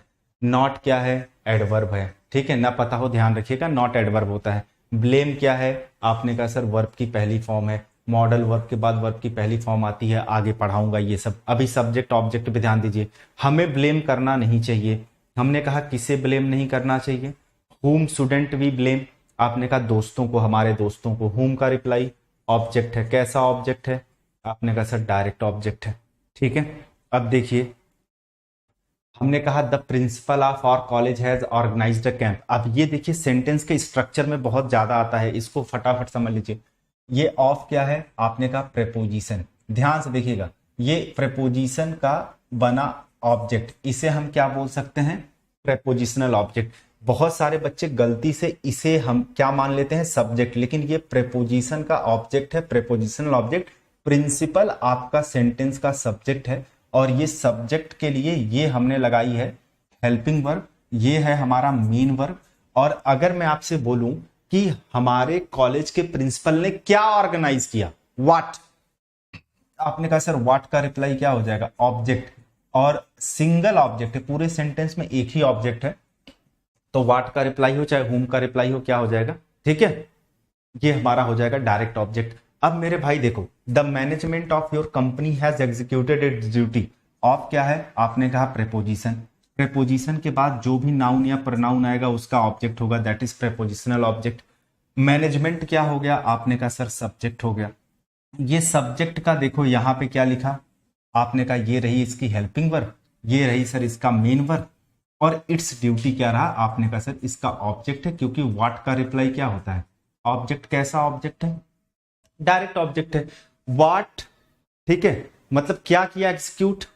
What has the management of your company executed, तो आपने कहा इट्स ड्यूटी, डायरेक्ट ऑब्जेक्ट। जैसे ये क्या है, प्रेपोजिशन, ये इसका ऑब्जेक्ट, ये रहा मेरे भाई सब्जेक्ट, और ये रही इसकी वर्ब, और ये रहा हमारा ऑब्जेक्ट। ठीक है, कैसा ऑब्जेक्ट है, डायरेक्ट ऑब्जेक्ट है। किसका रिप्लाई, ये हूं, क्योंकि देखिए जो नॉन लिविंग चीजें होती हैं उन्हें व्हाट से पूछा जाता है, जो हमारी लिविंग चीज होती है उन्हें हुम से पूछा जाता है। तो आपने कह दिया यहाँ पे the question of this test confuse us, किसको कंफ्यूज किया, हमें किया, डायरेक्ट ऑब्जेक्ट। एक बार प्लीज बता दो, समझ में आ रहा है ना सभी लोगों को, ठीक है। The girl from my class, अब जैसे ये प्रेपोजिशन है, माई क्लास इस प्रेपोजिशन का ऑब्जेक्ट है, इसका सब्जेक्ट क्या है, ये लड़की है, इस लड़की के लिए क्या है, ये वर्ब लिखी गई है, ठीक है। अब मेरी क्लास से जो लड़की है प्रेजेंटेड एन एक्सीलेंट स्पीच, क्या उसने प्रेजेंट किया, आपने कहा सर व्हाट का रिप्लाई है, ये हमारा डायरेक्ट ऑब्जेक्ट है। एन एक्सीलेंट स्पीच, उसने प्रेजेंट किया, राइट। अच्छा जी, अगला देखो, we went to the city. अब यहां पे आपने देखा ये मेरे भाई सब्जेक्ट था, ये वर्ब था, ये प्रेपोजिशन, ये प्रेपोजिशन का ऑब्जेक्ट, हमने बताया था प्रेपोजिशनल ऑब्जेक्ट। ये सब्जेक्ट है, ये वर्ब है, ये प्रेपोजिशन है, ये उसका ऑब्जेक्ट है, दैट्स कॉल्ड प्रेपोजिशनल ऑब्जेक्ट। तो बताइए मुझे एक बार, आज हम लोगों ने देखिए क्या क्या पढ़ लिया, ठीक है। अब आपने देखा आज हमने आपको बेसिक चीजें पढ़ाई। बेसिक में मैंने आपको सब्जेक्ट क्लियर कर दिया पूरा, हमने आपको पूरा ऑब्जेक्ट क्लियर कर दिया, साथ में हमने आपको प्रेडिकेट क्लियर कर दिया, ठीक है। ये सारी चीजें हमने आपको क्लियर कर दी। अगर एक बार आप रिवीजन कर लोगे सारी चीजों का, तो मैं ट्रस्ट में आपको ये बैच पढ़ने में फ्री वाला बहुत मजा आएगा। कंटेंट उठा के देखेंगे तो मेरे भाई आपको पेड कंटेंट से कम नहीं मिल रहा है, उससे बेहतरीन चीजें मिल रही हैं। सिर्फ आप अगर इसको रिवीजन करें और अच्छे से सीरियसली पढ़ें। और प्लीज आप लोगों से रिक्वेस्ट है, ठीक है, कि आप लोग इस सेशन को मैक्सिमम लाइक दीजिए, मैक्सिमम शेयर कीजिए और बच्चों तक पहुंचाइए। इसको सफल बनाइए, इस पूरी सीरीज को। मैं भी मोटिवेटेड रहूं जिससे इस सीरीज को हम अच्छे से कंप्लीट करें। और कमेंट जरूर करके बताइएगा सेशन कैसा लगा। कमेंट करना आप सभी लोगों का मैंडेटरी है। सबको समझ में आया, यही मेरी गुजारिश है कि भाई कि आप लोग बताइएगा। अगर स्पीड ज्यादा हो, कम हो, कुछ चेंजेस करना हो कुछ, तो बताइएगा आप सभी लोग, ठीक है। और कल से हम लोग शुरुआत करेंगे कॉम्प्लीमेंट, ठीक है। अभी कल भी बेसिक क्लास लेंगे। बेसिक क्लास में कुछ चीजें और बतानी है, जैसे कॉम्प्लीमेंट वगैरह हम लोग समझेंगे। आज मैं आपके साथ डिस्कस करूंगा कॉम्प्लीमेंट। कल मैंने क्या पढ़ाया था एक बार वो मैं आपको बता देता हूं। जैसे कल हमने शुरुआत करी, हमने बेसिक चीजों में पढ़ा, सब्जेक्ट पढ़ा, हमने ऑब्जेक्ट पढ़ा, फिर हमने सब्जेक्ट पढ़ा और सब्जेक्ट में एक कंपाउंड सब्जेक्ट भी होता है वो भी पढ़ा, प्रेडिकेट पढ़ा, कंपाउंड प्रेडिकेट पढ़ा, ऑब्जेक्ट पढ़ा। तो ऑब्जेक्ट के साथ डायरेक्ट ऑब्जेक्ट, इनडायरेक्ट ऑब्जेक्ट और प्रेपोजिशनल ऑब्जेक्ट पढ़ा। आज मैं आपके साथ डिस्कस करूंगा कॉम्प्लीमेंट को लेकर के। तो इसलिए बोल रहा हूं कि अगर आप नए हैं ना, तो पहली वाली जो वीडियो है वो बाद में आप सभी लोग देख लीजिएगा, ठीक है। चलिए भाई शुरुआत करते हैं। एक बार बता दीजिए आप लोग तैयार हो, रेडी हो, ठीक है। बताइए एक बार जल्दी से बता दीजिए आप सभी लोग रेडी हैं, शुरुआत करें। और प्लीज अगर ब्राइटनेस ज्यादा हो तो बताइएगा, मैं वहां से थोड़ा सा कम कर दूंगा अगर चलेगा। वो मैं थोड़ा सा डल लगूंगा तो ठीक है, कोई बात नहीं, मैनेज कर लूंगा। लेकिन अगर आपको ज्यादा प्रॉब्लम हो, ठीक है। चलिए कल से नाउन शुरुआत करेंगे, ठीक है। आज बेसिक, भाई देखिए बेसिक पढ़ाना इसलिए इंपॉर्टेंट है ना, इस वजह से इंपॉर्टेंट है बेसिक पढ़ाना क्योंकि बहुत सारे स्टूडेंट्स होते हैं जिन्हें बेसिक्स नहीं आते, तो बाद में बड़ी प्रॉब्लम होती है।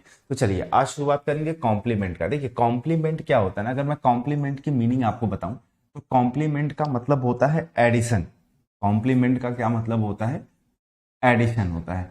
देखिए एडिशन मतलब क्या होता है? जोड़ना। एक्चुअली आप ऐसे भी कह सकते हैं ना, ये क्या बताता है, ये एडिशनल इंफॉर्मेशन देता है, ये एडिशनल इंफॉर्मेशन बताता है, ठीक है। अब बस सुनते जाइएगा, अभी आपको स्टेप बाय स्टेप सब कुछ समझ में आ जाएगा, ठीक है।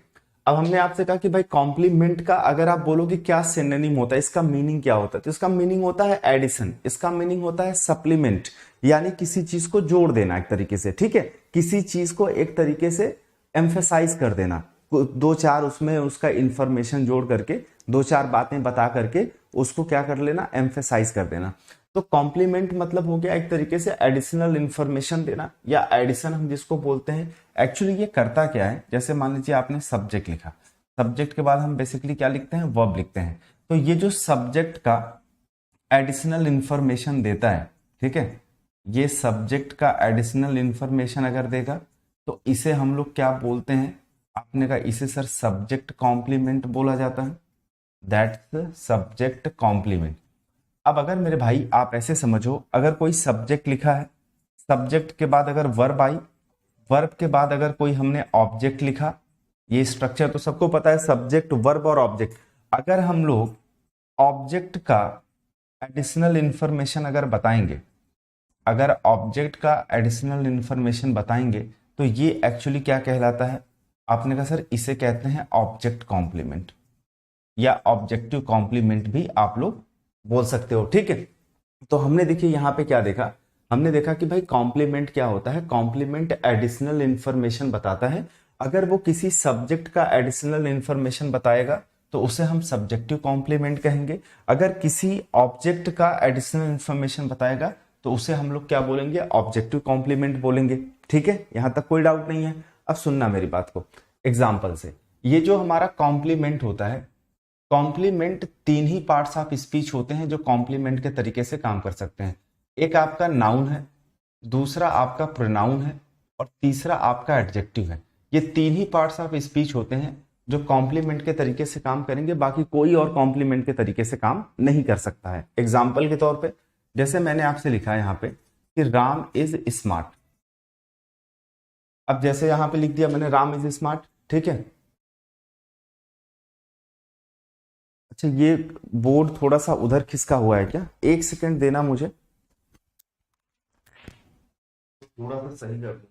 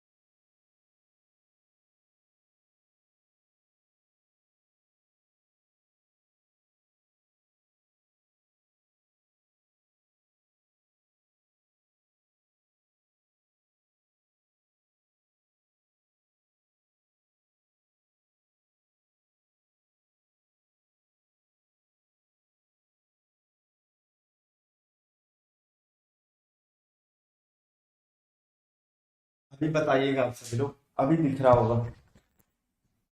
अभी सही हो जाएगा, अभी सही हो जाएगा। ठीक, कह रहा हूँ वापिस करो थोड़ा। अभी देखो सही दिख रहा होगा, मैंने अपनी तरफ से सेट कर दिया, ठीक है। अब देखो, अब मैंने क्या बताया यहाँ पे, तो कॉम्प्लीमेंट को लेकर के, तो मैंने कहा कॉम्प्लीमेंट एडिशनल इंफॉर्मेशन देता है, ये एडिशन का काम करता है। अगर किसी सब्जेक्ट का एडिशनल इंफॉर्मेशन देगा तो सब्जेक्टिव कॉम्प्लीमेंट, अगर किसी ऑब्जेक्ट का एडिशनल इंफॉर्मेशन देगा तो ऑब्जेक्टिव कॉम्प्लीमेंट। और हमने कहा कॉम्प्लीमेंट जो है, ये 3 पार्ट्स ऑफ स्पीच देखने को आपको मिलेंगे जो कॉम्प्लीमेंट के तरीके से काम करेंगे। जैसे हमने कहा राम इज स्मार्ट। अब अगर आप यहाँ पे ध्यान से देखेंगे ना, कौन स्मार्ट है? आपने कहा राम। राम क्या है? सब्जेक्ट है। सब्जेक्ट का एडिशनल इंफॉर्मेशन दे रहा है, इसको हम लोग क्या बोलेंगे? Subjective complement, right. और जरा ध्यान से देखेंगे, ये स्मार्ट कौन सा पार्ट ऑफ स्पीच है? आपने कहा सर ये एडजेक्टिव है। स्मार्ट कौन सा पार्ट ऑफ स्पीच है? एडजेक्टिव। अगर उसी तरीके से आप ये देखें, सी इज ब्यूटीफुल, वह खूबसूरत है। अब यहां पे ये देखो, ये क्या है? प्रोनाउन, यानी सब्जेक्ट है, प्रोनाउन है, सब्जेक्ट के तरीके से काम कर रहा है। कौन ब्यूटीफुल है? आपने कहा सर सी ब्यूटीफुल है। अब ये देखिए क्या हो गया, आपका कॉम्प्लीमेंट हो गया। कौन सा कॉम्प्लीमेंट है? आपने कहा सर सब्जेक्टिव कॉम्प्लीमेंट है। अगर आप इसका पार्ट्स ऑफ स्पीच देखोगे तो क्या है? एडजेक्टिव है। मैंने बताया था सब्जेक्ट का कॉम्प्लीमेंट करेगा, यानी सब्जेक्ट की एडिशनल इंफॉर्मेशन बताएगा तो क्या हो जाएगा? सब्जेक्टिव कॉम्प्लीमेंट हो जाएगा। तो यहाँ पे भी सब्जेक्टिव कॉम्प्लीमेंट, यहाँ पे भी सब्जेक्टिव कॉम्प्लीमेंट। अब जैसे मान लीजिए मैं ये बोलूं, Ram is a good singer.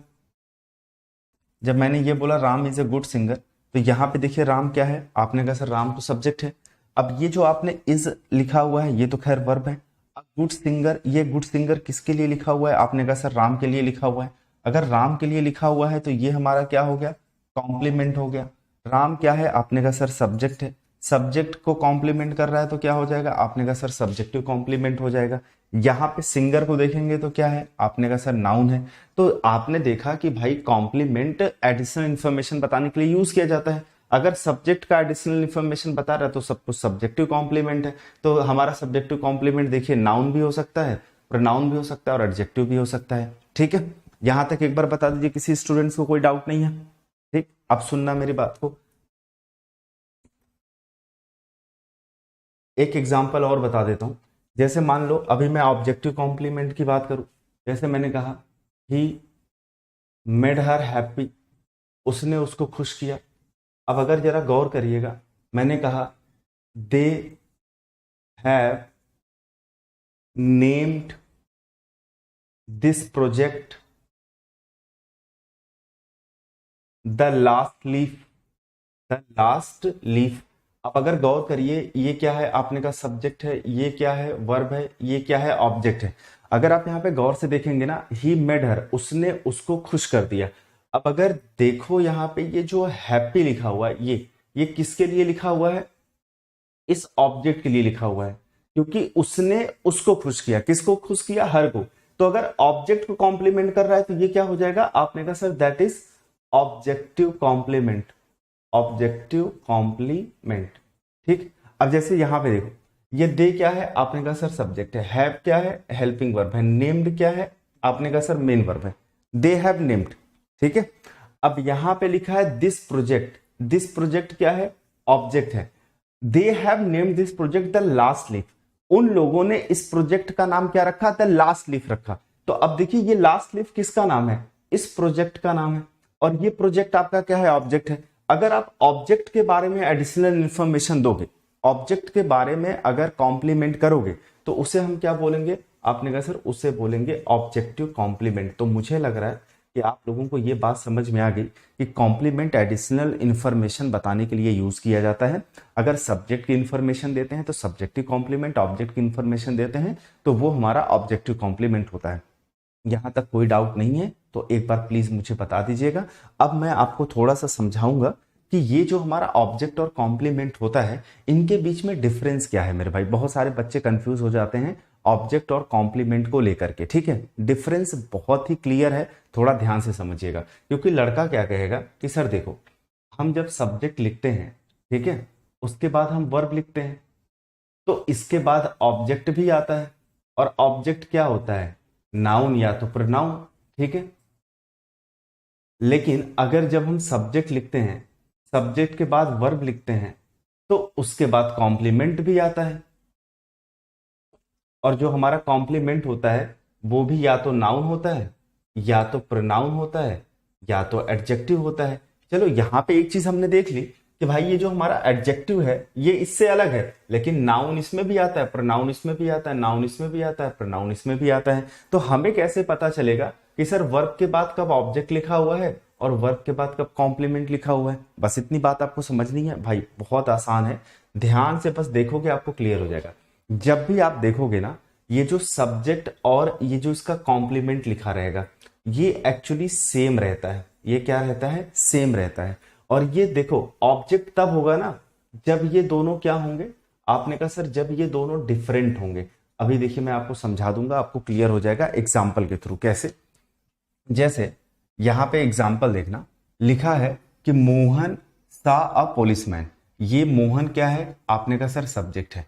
ये जो सॉ लिखा है ये क्या है? वर्ब है। अब मैंने कहा ये जो पुलिसमैन है ना, ये इसका ऑब्जेक्ट है। और यहां पे मैंने कहा ये मोहन जो है वो सब्जेक्ट है, ये क्या है? वर्ब है। ये जो पुलिसमैन लिखा हुआ है, मैंने कहा ये इसका कॉम्प्लीमेंट है।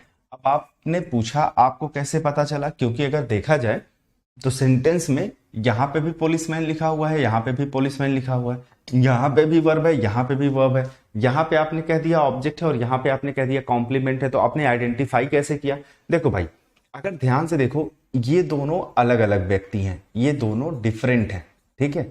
मोहन ने एक पुलिसमैन देखा, तो मोहन कोई और व्यक्ति है, जिसने उसको देखा पुलिसमैन को, वो एक अलग व्यक्ति था। दो अलग अलग व्यक्ति थे, तो हमने इसलिए इसको लिख दिया। यहां पे गौर करिएगा, मोहन वाज अ पुलिसमैन, यहां पे देखेंगे मोहन ही पुलिसमैन था। तो ये दोनों सेम है। तो अगर दोनों देखो सेम है ना, मोहन ही पुलिसमैन था, तो यहां पे ये हमारा कॉम्प्लीमेंट है। तो पहचानने का सबसे आसान तरीका भाई, कि यहां पे हमने देखा यहां भी पुलिसमैन नाउन है, यहां पे भी पुलिसमैन नाउन है, तो कैसे पहचाने इनको? तो यहां पे ये दोनों सेम है और ये मोहन की कॉम्प्लीमेंट कर रहा है, मोहन के बारे में बता रहा है, तो ये हमारा सब्जेक्टिव कॉम्प्लीमेंट हो गया, ये हमारा ऑब्जेक्ट है। जैसे देखिए यहां लिखा है Ram tested the food. Ram क्या है? सब्जेक्ट है। टेस्टेड क्या है? आपने का वर्ब है। राम ने क्या टेस्ट किया? फूड। ये ऑब्वियस सी बात है, ये ऑब्जेक्ट होगा, क्योंकि राम और फूड सेम नहीं हो सकते। ये क्या है? आपने कहा सर डिफरेंट है। लेकिन आपने कहा कि देखिए ये जो फूड लिखा हुआ है टेस्टेड डिलीशियस, आप अगर ध्यान से देखेंगे तो ये जो हमारा डिलीशियस लिखा है इसी फूड के लिए लिखा हुआ है, यानी ये हमारा सब्जेक्ट है, ये हमारा वर्ब है। ये देखिए सब्जेक्ट की एडिशनल इंफॉर्मेशन दे रहा, ये हमारा कॉम्प्लीमेंट है, दैट इज सब्जेक्टिव कॉम्प्लीमेंट। यहां पे देखिए Kamal is a teacher, Kamal met a teacher. अब यहां पे देखिए कमल क्या है? आपने कहा सर सब्जेक्ट है। यहां पे भी कमल क्या है? आपने कहा सब्जेक्ट है। इज क्या है? वर्ब है। मेट क्या है? आपने कहा वर्ब है, ठीक है। अब आपने कहा कमल इज अ टीचर, अगर आप ध्यान से देखेंगे कमल ही टीचर है, यानी कमल ही टीचर है, मतलब ये दोनों क्या है? आपने कहा सर ये तो सेम है, ठीक है। यहां पे देखिए कमल एक टीचर से मिला, तो ये हमारा सब्जेक्ट है, ये हमारा वर्ब है, और ये क्या है? इसका ऑब्जेक्ट है, क्योंकि कमल एक टीचर से मिला। कमल टीचर यहां नहीं बता रहा, कमल अलग है, टीचर अलग है, तो ये दोनों डिफरेंट है। दैट्स वाई ये हम कैसे पहचान लेंगे कि सर ये हमारा ऑब्जेक्ट है? पहले बताओ डाउट क्लियर है? बताइए, समझ में आ गई बात? एक बार जल्दी से मुझे सभी लोग बता दीजिएगा, क्या आपको ये बात क्लियर है ऑब्जेक्ट और कॉम्प्लीमेंट में डिफरेंस? ठीक है, अगला देखना आप सभी लोग। अब कुछ एग्जाम्पल से इस बात को समझ लें जिससे कॉम्प्लीमेंट हमें पूरी तरीके से क्लियर हो जाएगा। अब जैसे यहाँ पे देखो लिखा है सी इज ब्यूटीफुल। अब हमें पता है भाई सी सब्जेक्ट है, यहाँ राम सब्जेक्ट है, यहाँ सोनू सब्जेक्ट है, यहाँ आर्ट टीचर सब्जेक्ट है, यहाँ फूड सब्जेक्ट है। ठीक है, अब हमने देखा कह रहा है कि सी इज ब्यूटीफुल। कौन ब्यूटीफुल है? सी। सी के बारे में बता रहा है, सब्जेक्टिव कॉम्प्लीमेंट। यहाँ राम इज इंटेलिजेंट, देखो राम के बारे में बता रहा है, दैट इज सब्जेक्टिव कॉम्प्लीमेंट। कोई भी यहाँ पे ऑब्जेक्ट नहीं है, क्योंकि आप ध्यान से देखोगे ना, यहाँ पे राम की विशेषता बता रहा है, यहाँ सी की विशेषता बता रहा है, और ये सब बीच में जो लगे हैं वो क्या है? आपने का सर वर्ब है। Sonu is a good singer. अब यहाँ पे गुड सिंगर कौन है? आपने का सर सोनू है। सब्जेक्ट के बारे में बता रहा है, सब्जेक्टिव कॉम्प्लीमेंट है, ये रहा verb. Our teachers are heroes. अब ये हमारा सब्जेक्ट है। अब देखो हमारे टीचर्स के बारे में बता रहा है, दैट इज सब्जेक्टिव कॉम्प्लीमेंट, ये हमारा क्या है? आपने का सर वर्ब है। द फूड टेस्टेड डिलीशियस, तो अभी जस्ट बताया था ये सब्जेक्ट है, ये हमारी वर्ब है, ये जो डिलीशियस है ये सब्जेक्टिव कॉम्प्लीमेंट है। ये किसके लिए यूज किया गया? सब्जेक्ट के लिए। एक्चुअली ये सारी चीजें मैं आपको क्यों बता रहा हूँ, ये बताने के पीछे पर्पज ये है क्योंकि एक बार ये सब पूरा का पूरा ये स्ट्रक्चर आपको क्लियर हो जाएगा, सब्जेक्ट ऑब्जेक्ट के बीच में डिफरेंस समझ में आ जाएगा, तो जो आप गलतियां करते हो एरर बनाते समय, इंप्रूवमेंट बनाते समय या क्वेश्चंस करते समय, वो आपसे गलतियां नहीं होगी। तो आपको एक क्लैरिटी मिलेगी, एक अंडरस्टैंडिंग डेवलप होगा कि भाई ये सारे जो सेंटेंसेस में लिखे गए शब्द होते हैं वो काम किस तरीके से करते हैं। जैसे देखिए यहाँ पे आपने लिखा है पलक इज क्यूट। पलक क्या है? आपने का सर सब्जेक्ट है। इस क्या है? वर्ब है। क्यूट कौन है? पलक क्यूट है। तो देखिए ये पलक के बारे में एडिशनल इंफॉर्मेशन दे रहा है, दैट इज सब्जेक्टिव कॉम्प्लीमेंट। और आप अगर देखोगे इसको तो क्यूट क्या है? एडजेक्टिव है। ठीक है, आप यहाँ पे देखिए नोबडी आपने का सब्जेक्ट है। कंसीडर्स क्या है? आपने का वर्ब है। हिम क्या है? आपने का ऑब्जेक्ट है। आपने का nobody considers him a singer. कोई भी उसको सिंगर नहीं मानता। किसको? हिम को। अब ये देखिए सिंगर जो लगा हुआ है इस ऑब्जेक्ट के लिए लगा हुआ है। अगर ऑब्जेक्ट के लिए लगा हुआ है तो ये हमारा क्या हो जाएगा? आपने कहा सर ऑब्जेक्टिव कॉम्प्लीमेंट हो जाएगा। ठीक है, अच्छा जी। अब यहाँ पे आई सब्जेक्ट है, फाउंड वर्ब है, हिज रूम उसका ऑब्जेक्ट है। आई फाउंड हिज रूम, मैंने उसका रूम पाया। क्या? Very messy. अच्छा क्या पाया? बिल्कुल बिखरा हुआ, बिल्कुल गंदा सा। आपने कहा सर उसका रूम, तो देखिए ये ऑब्जेक्टिव कॉम्प्लीमेंट है क्योंकि ऑब्जेक्ट को क्या कर रहा है?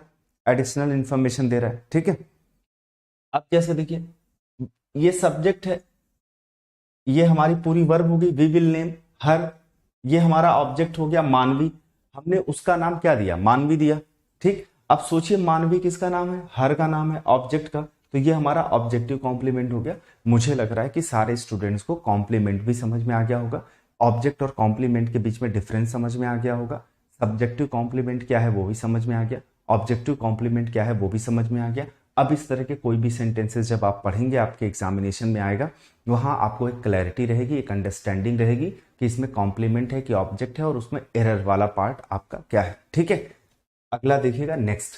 अब मैं आपको समझाऊंगा थोड़ा सेंटेंस के टाइप्स, एक बार इसको भी समझ लेते हैं। हो सकता है बहुत सारे बच्चों ने पढ़ा हो लेकिन उनको नहीं पता हो ये चीज, जैसे सिंपल सेंटेंस, कंपाउंड सेंटेंस और कॉम्प्लेक्स सेंटेंस। बहुत सारे स्टूडेंट्स हैं जो इनसे डरते हैं।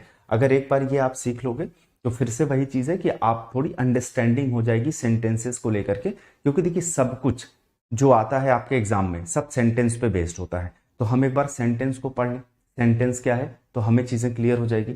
यहां पे देखिए सेंटेंस जो है ना अपने फंक्शन के आधार पे, गौर से देखिएगा, अपने फंक्शन के आधार पे 5 होता है जो आप हमेशा से पढ़ते हो, असर्टिव, इंटरोगेटिव, इंपरेटिव, एक्सक्लेमेटरी और ऑप्टेटिव। ठीक है, और जो सेंटेंस आपके स्ट्रक्चर के आधार पे होता है, स्ट्रक्चर के आधार पे आपका ये 3 होता है, सिंपल, कंपाउंड और कॉम्प्लेक्स। बस इतना पढ़ लीजिए, आपका बेसिक खत्म हो जाएगा और बहुत अच्छा जो है ना कि एक अंडरस्टैंडिंग आपको यहां से डेवलप हो जाएगी। सेंटेंसेस देखने के बाद घबराएंगे नहीं, कितने भी लंबे चौड़े सेंटेंस हो। ठीक है सर, ये क्लास बहुत ढूंढने के बाद मिला है। ढूंढना कहां पड़ रहा है, मैं तो ये चैनल और टेलीग्राम चैनल के ऊपर मैं आपको पहले ही बता देता हूं। चलिए आइए शुरुआत करते हैं। ठीक है, अब पहले तो असर्टिव सेंटेंस की बात करते हैं। भाई देखो सिंपल सी बताऊंगा, किसी चीज को कॉम्प्लिकेट नहीं करेंगे। असर्टिव सेंटेंस क्या होता है? जो स्टेटमेंट्स होते हैं ना, यानी जिसे हम हिंदी में कहते हैं कथन, इसी को हम बोलते हैं असर्टिव सेंटेंस। असर्टिव सेंटेंस में सिर्फ 2 बातों का ध्यान रखना है और ये मोस्ट इंपॉर्टेंट है। पहला, असर्टिव सेंटेंस में 2 चीजें आएंगी आपका, एक आएगा आपका अफर्मेटिव और जो दूसरा आएगा वो आएगा आपका नेगेटिव। तो एक हम कह सकते हैं कि अफर्मेटिव सेंटेंस और दूसरा हम कह सकते हैं नेगेटिव सेंटेंस। ठीक है, अब जरा ये गौर से सुनिएगा अफर्मेटिव सेंटेंस और नेगेटिव सेंटेंस के बारे में। सबको पता है भाई affirmative sentence positive meaning convey करता है, negative sentence negative meaning convey करता है, सिंपल। बस आपको यहां ध्यान रखना है इसका स्ट्रक्चर, सब्जेक्ट के बाद हेल्पिंग वर्ब के बाद मेन वर्ब, और अगर रिक्वायरमेंट हुआ तो ऑब्जेक्ट हम लिखेंगे। अगर रिक्वायरमेंट हुआ तो अगला देखिएगा, हम सब्जेक्ट लिखेंगे, सब्जेक्ट के बाद भाई हेल्पिंग वर्ब लिखेंगे, हेल्पिंग वर्ब के बाद हम लिखेंगे नॉट, नॉट के बाद लिखेंगे मेन वर्ब, मेन वर्ब के बाद अगर जरूरत पड़ी तो ऑब्जेक्ट। तो सबको ये चीज पता है कि भाई सब्जेक्ट के बाद हेल्पिंग वर्ब, उसके बाद मेन वर्ब, फिर ऑब्जेक्ट, ये अफर्मेटिव सेंटेंस होता है। नेगेटिव आएगा तो subject helping verb not main verb, उसके बाद ऑब्जेक्ट। ये इसलिए बहुत ज्यादा इंपॉर्टेंट है क्योंकि जब आप आगे बढ़ोगे और जब आप मेंस के एग्जाम में बैठते हो या जब आप प्री के एग्जाम में बैठते हो तो वहां नरेशन आता है। तो नरेशन में क्या कहते हैं कि अगर आपका इंटरोगेटिव सेंटेंस है तो उसको असर्टिव में बदल दो। तो भाई जब हमें पता ही नहीं होगा कि इंटरोगेटिव सेंटेंस का स्ट्रक्चर क्या होता है, असर्टिव सेंटेंस का स्ट्रक्चर क्या होता है, तो हमारे लिए प्रॉब्लम है। जब कभी भी अगर मैं आपसे बोलूं किसी इंटरोगेटिव को असर्टिव में बदल दो, तो असर्टिव में बदलने का मतलब ये हो गया या तो इसमें या तो इसमें। अगर आपको पॉजिटिव सेंटेंस में बदलना है तो ये स्ट्रक्चर फॉलो करना, नेगेटिव में बदलना है तो ये स्ट्रक्चर फॉलो करना। ठीक है, उसके बाद देखो इंटरोगेटिव, इंटरोगेटिव सेंटेंस क्या होता है, सबको पता है कि भाई इसको हम बोलते हैं प्रश्नवाचक वाक्य। यानी ये ऐसा प्रश्नवाचक वाक्य, ये एक ऐसा सेंटेंस होता है जिससे क्या पूछे जाते हैं, क्वेश्चन पूछे जाते हैं, वो हमारा इंटरोगेटिव सेंटेंस होता है। इंटरोगेटिव सेंटेंस भी दो होता है, एक आपका होता है जिसे हम लोग एस नो क्वेश्चन कहते हैं, जो दूसरा होता है बी, इसे हम लोग डब्ल्यू एच क्वेश्चन कहते हैं। देखिए एस नो क्वेश्चन वो क्वेश्चन होता है जो हेल्पिंग वर्ब से शुरू हो, ठीक है, जो हेल्पिंग वर्ब से शुरू हो उसे हम लोग बोलते हैं एस नो क्वेश्चन, और जो डब्ल्यू एच वर्ड से शुरू हो, जो डब्ल्यू एच वर्ड से शुरू हो उसे हम बोलते हैं W H question, W H question. ठीक है, इसका नाम एसनो इसलिए पड़ा, मैं बता रहा हूं, जैसे मैंने आपसे कहा is she going to college, क्या वह कॉलेज जा रही है। अब बताइए अगर मैंने आपसे पूछा is she going to college, क्या वह कॉलेज जा रही है, आप इसका जवाब हाँ या ना में दे सकते हो। जा रही है तो हाँ, नहीं जा रही है तो ना। दैट्स वाई इसका नाम एसनो क्वेश्चन पड़ा। और ये हमेशा देखोगे आप ना किससे शुरू होगा, हेल्पिंग वर्ब से। Helping verb, subject, main verb, उसके बाद अगर रिक्वायरमेंट है तो ऑब्जेक्ट। तो ये स्ट्रक्चर ध्यान रखिएगा, बहुत इंपॉर्टेंट स्ट्रक्चर है, क्योंकि नरेशन में अगर आपका चाहे ये स्ट्रक्चर हो चाहे अभी जो लिखवाने जा रहा हूं ये स्ट्रक्चर हो, दोनों को हम असर्टिव में चेंज करते हैं। तो स्ट्रक्चर हमेशा ध्यान रखिएगा। अब जैसे जो डब्ल्यू एच वर्ड से शुरू हो, डब्ल्यू एच वर्ड मतलब जैसे आपका वाट है, जैसे आपका वेयर है, जैसे आपका वाई है, जैसे आपका वेन है, हाउ भी आ जाएगा इसके अंदर। ठीक है, तो इस वजह से इसका नाम डब्ल्यू एच क्वेश्चन पड़ा, क्योंकि यहाँ पे देखिए ना मोस्ट ऑफ द जो हमारे डब्ल्यू एच वर्ड होते हैं वो इसी से शुरू होते हैं, डब्ल्यू एच से, दैट्स वाई इसका नाम पड़ा। ठीक है, अब इसमें क्या होता है, जैसे मैंने बोला वेयर आर यू गोइंग, तुम कहाँ जा रहे हो, तो यहाँ पे देखिए क्वेश्चन वर्ड, फिर हेल्पिंग वर्ब, फिर सब्जेक्ट, मेन वर्ब, जरूरत पड़ेगी तो ऑब्जेक्ट, और लास्ट में क्वेश्चन मार्क। तो हमने देख लिया कि बेसिक बेसिक चीजें हैं। मैं एक बार थोड़ा सा आपको ना रिदम में लाने की कोशिश कर रहा हूं कि ये अगर बेसिक चीजें आपको ना पता हो तो पता होना चाहिए। ये सारे स्ट्रक्चर्स वगैरह आप सभी लोग क्लियर रखिएगा। ठीक है, यहां तक कोई डाउट है नहीं। अगला देखिएगा भाई, अब ये जो इंपरेटिव, एक्सक्लेमेटरी और ऑप्टेटिव सेंटेंस होता है इसमें आपको पढ़ना कुछ नहीं है, इनकी आगे जरूरत पड़ेगी। तो अभी बेसिक में बस समझ लीजिए ये होते क्या है। इंपरेटिव सेंटेंस क्या होता है, जैसे जिसके अंदर हम लोग ऑर्डर देते हैं, एडवाइस देते हैं या रिक्वेस्ट। तो जिसके अंदर ऑर्डर हो, एडवाइस हो, रिक्वेस्ट हो, वो इंपरेटिव सेंटेंस होता है। जैसे मैंने आपसे बोला कि गो देयर, वहां चले जाओ। ठीक है, जैसे मैंने आपसे कहा प्लीज कम हियर, कृपया यहाँ आइए।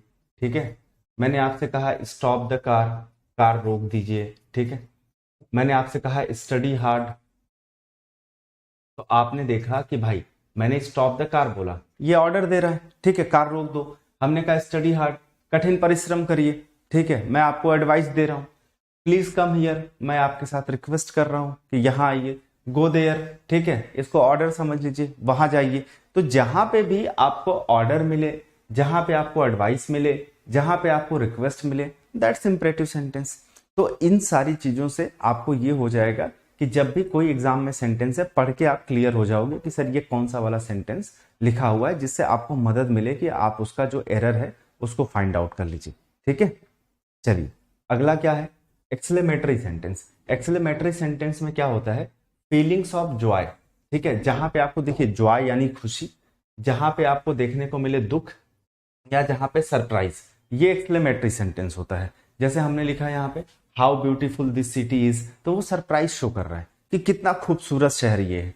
उसने कहा hurray be on the match, ठीक है, अब ये क्या बता रहा है, यहाँ पे आपने देखा सर ये तो जॉय बता रहा है, यहाँ पे आपने देखा कि सर ये सरप्राइज बता रहा है। तो जहां सरप्राइज बताए, जहां पे जॉय बताए, वो क्या होते हैं, एक्सक्लेमेटरी सेंटेंस। ऑप्टेटिव सेंटेंस क्या होते हैं, जहां पे देखिए आपको ब्लेसिंग देखने को मिले, जहां पे विशेष देखने को मिले, या ग्रीटिंग्स देखने को मिले, वो हमारे ऑप्टेटिव सेंटेंस होते हैं। जैसे मैंने कहा wish you happy married life, देखिए हम विश कर रहे हैं यहाँ पे, wish you all the best, you are welcome. तो जहां पे आप किसी को विश करते हैं, ब्लेसिंग देते हैं, good morning, good night, good evening, greetings, ये सारी चीजें हमारी किस में आती हैं, ऑप्टेटिव सेंटेंस। एक बार बस कमेंट करके बता दो, यहां तक किसी स्टूडेंट को डाउट नहीं है, ठीक है, आज बच्चे बहुत कम है भाई। अब देखो थोड़ा सा ना यहाँ पे अब आपको थोड़ा सा ध्यान देने की जरूरत है, क्योंकि वो तो बड़ा आसान था। लेकिन अब बात करते हैं ना अकॉर्डिंग टू स्ट्रक्चर। तो सेंटेंस जो है वो 3 टाइप के होते हैं, कौन कौन से, हमने कहा एक सिंपल सेंटेंस होता है, कंपाउंड सेंटेंस होता है और कॉम्प्लेक्स सेंटेंस होता है। अब इन 3 सेंटेंसेस को सीखने के लिए आपको एक बड़ी बेसिक सी चीज सीखनी पड़ेगी, वो चीज है आपका क्लॉज। अगर आपको ये आ गया क्लॉज, तो ये जो हमारा सिंपल, कंपाउंड और कॉम्प्लेक्स सेंटेंस है, ये बड़े आसानी से आपको आ जाएगा। तो देखिए बहुत सारे बच्चे ना क्लॉज से डरते हैं कि सर क्लॉज क्या होता है, हमको आता ही नहीं, समझ में नहीं आता। मैं आपको बता रहा हूं इससे आसान कुछ भी नहीं है, आप बस एक बार गौर से इसको सुनिएगा, ठीक है। जैसे क्या है, कभी भी कोई आपसे पूछ ले कि भाई क्लॉज क्या है, तो आप सिर्फ इतना बताना कि क्लॉज जो है वो हमारा कॉम्बिनेशन है सब्जेक्ट और वर्ब का, बस सिंपल, खत्म हो गया यहीं पे। सब्जेक्ट और वर्ब का कॉम्बिनेशन, दैट्स क्लॉज। लोग इतना हवा बना करके रखे हैं क्लॉज को लेकर के, समझ में नहीं आता, बहुत डिफिकल्ट है, नाम ही सुन के डरावना लगता है, ऐसा कुछ नहीं, यही है क्लॉज। देखिए जो आपके सामने है, सब्जेक्ट प्लस वर्ब का कॉम्बिनेशन क्लॉज। जैसे हमने लिखा है यहाँ पे राम प्लेस, ठीक है, क्लॉज है। Ram bought a car, clause है, ठीक है। जैसे हमने लिखा कमल प्लेस, ये भी है, ठीक है।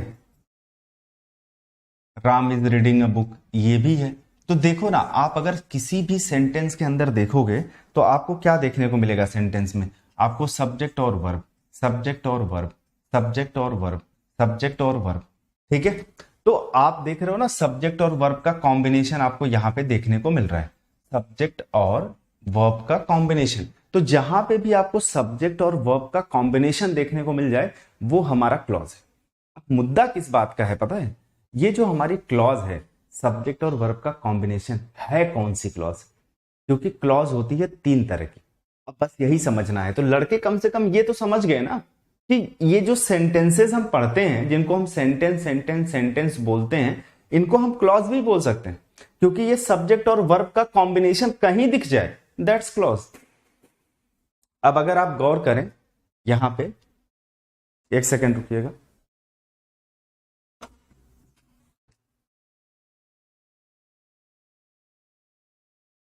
देखिए अब ये हमें जो 3 तरह के होते हैं ना, मेन क्लॉज, कोऑर्डिनेट क्लॉज और सबऑर्डिनेट क्लॉज, ये हमें 3 चीजें समझनी है। अब मुझे पता है बहुत सारे स्टूडेंट को लगेगा ये डिफिकल्ट है, बट ट्रस्ट मी, इससे ज्यादा आसान कुछ नहीं है। अगर मैं मेन क्लॉज की बात करता हूं, मेन क्लॉज क्या है, अब जैसे हमने क्लॉज बताया, क्लॉज होता है सब्जेक्ट और वर्ब का कॉम्बिनेशन। मेन क्लॉज क्या होता है, जो बिना कंजंक्शन के शुरू हो, बस इतना लिख लीजिए, जो बिना कंजंक्शन के शुरू हो, ऐसा कोई क्लॉज जो बिना कंजंक्शन के शुरू होता है उसे मेन क्लॉज कहते हैं। जैसे अभी आपने लिखा था ना, राम रीड्स, ठीक है। अब देखिए इसमें सब्जेक्ट है वर्ब है, देखिए कोई कंजंक्शन लगा है नहीं लगा है। जैसे आपने कहा रिया प्लेज, अब देखिए ये सब्जेक्ट है और वर्ब है, कोई कंजंक्शन से शुरू है नहीं। अब इसे आप क्या बोलोगे, सब्जेक्ट और वर्ब का कॉम्बिनेशन है, ये तो आपका क्लॉज है, लेकिन किसी कंजंक्शन से नहीं शुरू है, दैट्स कॉल्ड मेन क्लॉज। इसी को हम बोलते हैं भाई मेन क्लॉज। और एक सबसे इंपॉर्टेंट बात और ध्यान रखिएगा कि ये जो हमारी मेन क्लॉज होती है, इसी मेन क्लॉज को हम लोग क्या बोलते हैं, आपने कहा सर मेन क्लॉज को बोला जाता है सिंपल सेंटेंस, ठीक है। इन्हीं को क्या बोलते हैं, सिंपल सेंटेंस। तो आप कोई भी क्लॉज लिख लो जो बिना कंजंक्शन के शुरू होता है, दैट्स कॉल्ड मेन क्लॉज। जैसे आप ये लिखोगे ना, Ram bought a car, Ram ने एक कार खरीदा। अगर आपसे कोई बोले कि ये क्या है, तो आप बता सकते हो कि भाई ये सब्जेक्ट और वर्ब का कॉम्बिनेशन है, इसे क्लॉज कहते हैं। पूछेगा कौन सा क्लॉज है, देखो किसी भी कंजंक्शन से नहीं शुरू है, दैट्स मेन क्लॉज।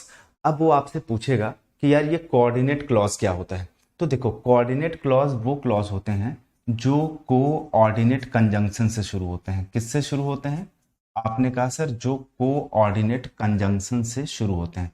अब आप कहोगे कि सर ये कोऑर्डिनेट कंजंक्शन क्या होता है, ठीक है, कोऑर्डिनेट कंजंक्शन। अब देखो कोऑर्डिनेट कंजंक्शन को याद करने का सबसे आसान तरीका ये है, फैन, फैन सबके घर में लगा होगा और ज्यादातर यहाँ पे लड़के देख रहे होंगे, तो फैन बॉयज। मैंने कहा कि कोऑर्डिनेट क्लॉज वो क्लॉज है जो कोऑर्डिनेट कंजंक्शन से शुरू होता है। आपने कहा सर कोऑर्डिनेट कंजंक्शन क्या होता है, मैंने कहा फैन बॉयज होते हैं कोऑर्डिनेट कंजंक्शन। अब ये फैन बॉयज क्या है, ये निमोनिक सबको याद हो गया, फैन और boys, F for A and, N nor, B but, O or, Y yet, S सो, ठीक है। ये हो गया आपका fan boys, for and nor but और येट सो, इनसे जो शुरू होता है वो कोऑर्डिनेट कंजंक्शन होता है। समझना मेरी बात को। जैसे मैंने कहा Ram invited Sohan but he declined his invitation, ठीक है। मैंने बोला कि Ram invited Sohan but he declined his invitation. अब जरा गौर करिएगा इस सेंटेंस के अंदर मैंने क्या लिखा, पहले राम लिखा, ये सब्जेक्ट है, ये इनवाइटेड हमने लिखा, ये वर्ब है, ठीक है। अब जरा देखो ना, ये जो पहला सब्जेक्ट और वर्ब लिखा है यहां से लेकर के यहां तक, ये क्या किसी कंजंक्शन से शुरू है, आपने कहा नहीं। मैंने आपको बताया था जो बिना कंजंक्शन के शुरू होता है, विदाउट कंजंक्शन, उसे बोलते हैं मेन क्लॉज। तो ये आपकी लिखी है मेन क्लॉज, यानी ये जो राम इनवाइटेड सोहन लिखा हुआ है, उसके बाद अगर आप यहां पे गौर करेंगे तो ये जो बट लिखा हुआ है, but that is coordinate conjunction. ये आपका क्या है, आपने कहा सर कोऑर्डिनेट कंजंक्शन है। कोऑर्डिनेट कंजंक्शन से जो शुरू होता है उसे हम क्या बोलते हैं, आपने कहा सर उसे बोला जाता है कोऑर्डिनेट क्लॉज। उसे हम क्या बोलते हैं, कोऑर्डिनेट क्लॉज। तो भाई ये रहा मेन क्लॉज और ये रहा कोऑर्डिनेट क्लॉज। कोई भी आपसे पूछे तुम्हें कैसे पता ये मेन क्लॉज है ये कोऑर्डिनेट क्लॉज है, तो बता देना ये बिना कंजंक्शन के शुरू है मेन क्लॉज, और ये देखो कोऑर्डिनेट कंजंक्शन से शुरू है तो कोऑर्डिनेट क्लॉज। अब सबसे इंपॉर्टेंट बात समझना, जब कभी भी आपके सामने देखने को मिल जाए क्या चीज, ये अगर मेन क्लॉज के साथ अगर कभी भी कोऑर्डिनेट क्लॉज आएगा, मैंने क्या बोला, मेन क्लॉज के साथ कभी भी कोऑर्डिनेट क्लॉज आएगा, इसी को हम लोग बोलते हैं कंपाउंड सेंटेंस। क्या बोलते हैं, कंपाउंड सेंटेंस। अब देखो जो हमारा मेन क्लॉज है उसे हमने बोला सिंपल सेंटेंस, जो हमारा main clause plus coordinate clause है उसको हमने क्या बोला, कंपाउंड सेंटेंस। देखो ये तुम्हारे सामने कंपाउंड सेंटेंस लिखा है। सबऑर्डिनेट क्लॉज क्या होता है, देखो जो सब ऑर्डिनेट कंजंक्शन से शुरू हो, सिंपल, जो सब ऑर्डिनेट कंजंक्शन से शुरू होता है उसे हम सबऑर्डिनेट क्लॉज कहते हैं। अब आप कहोगे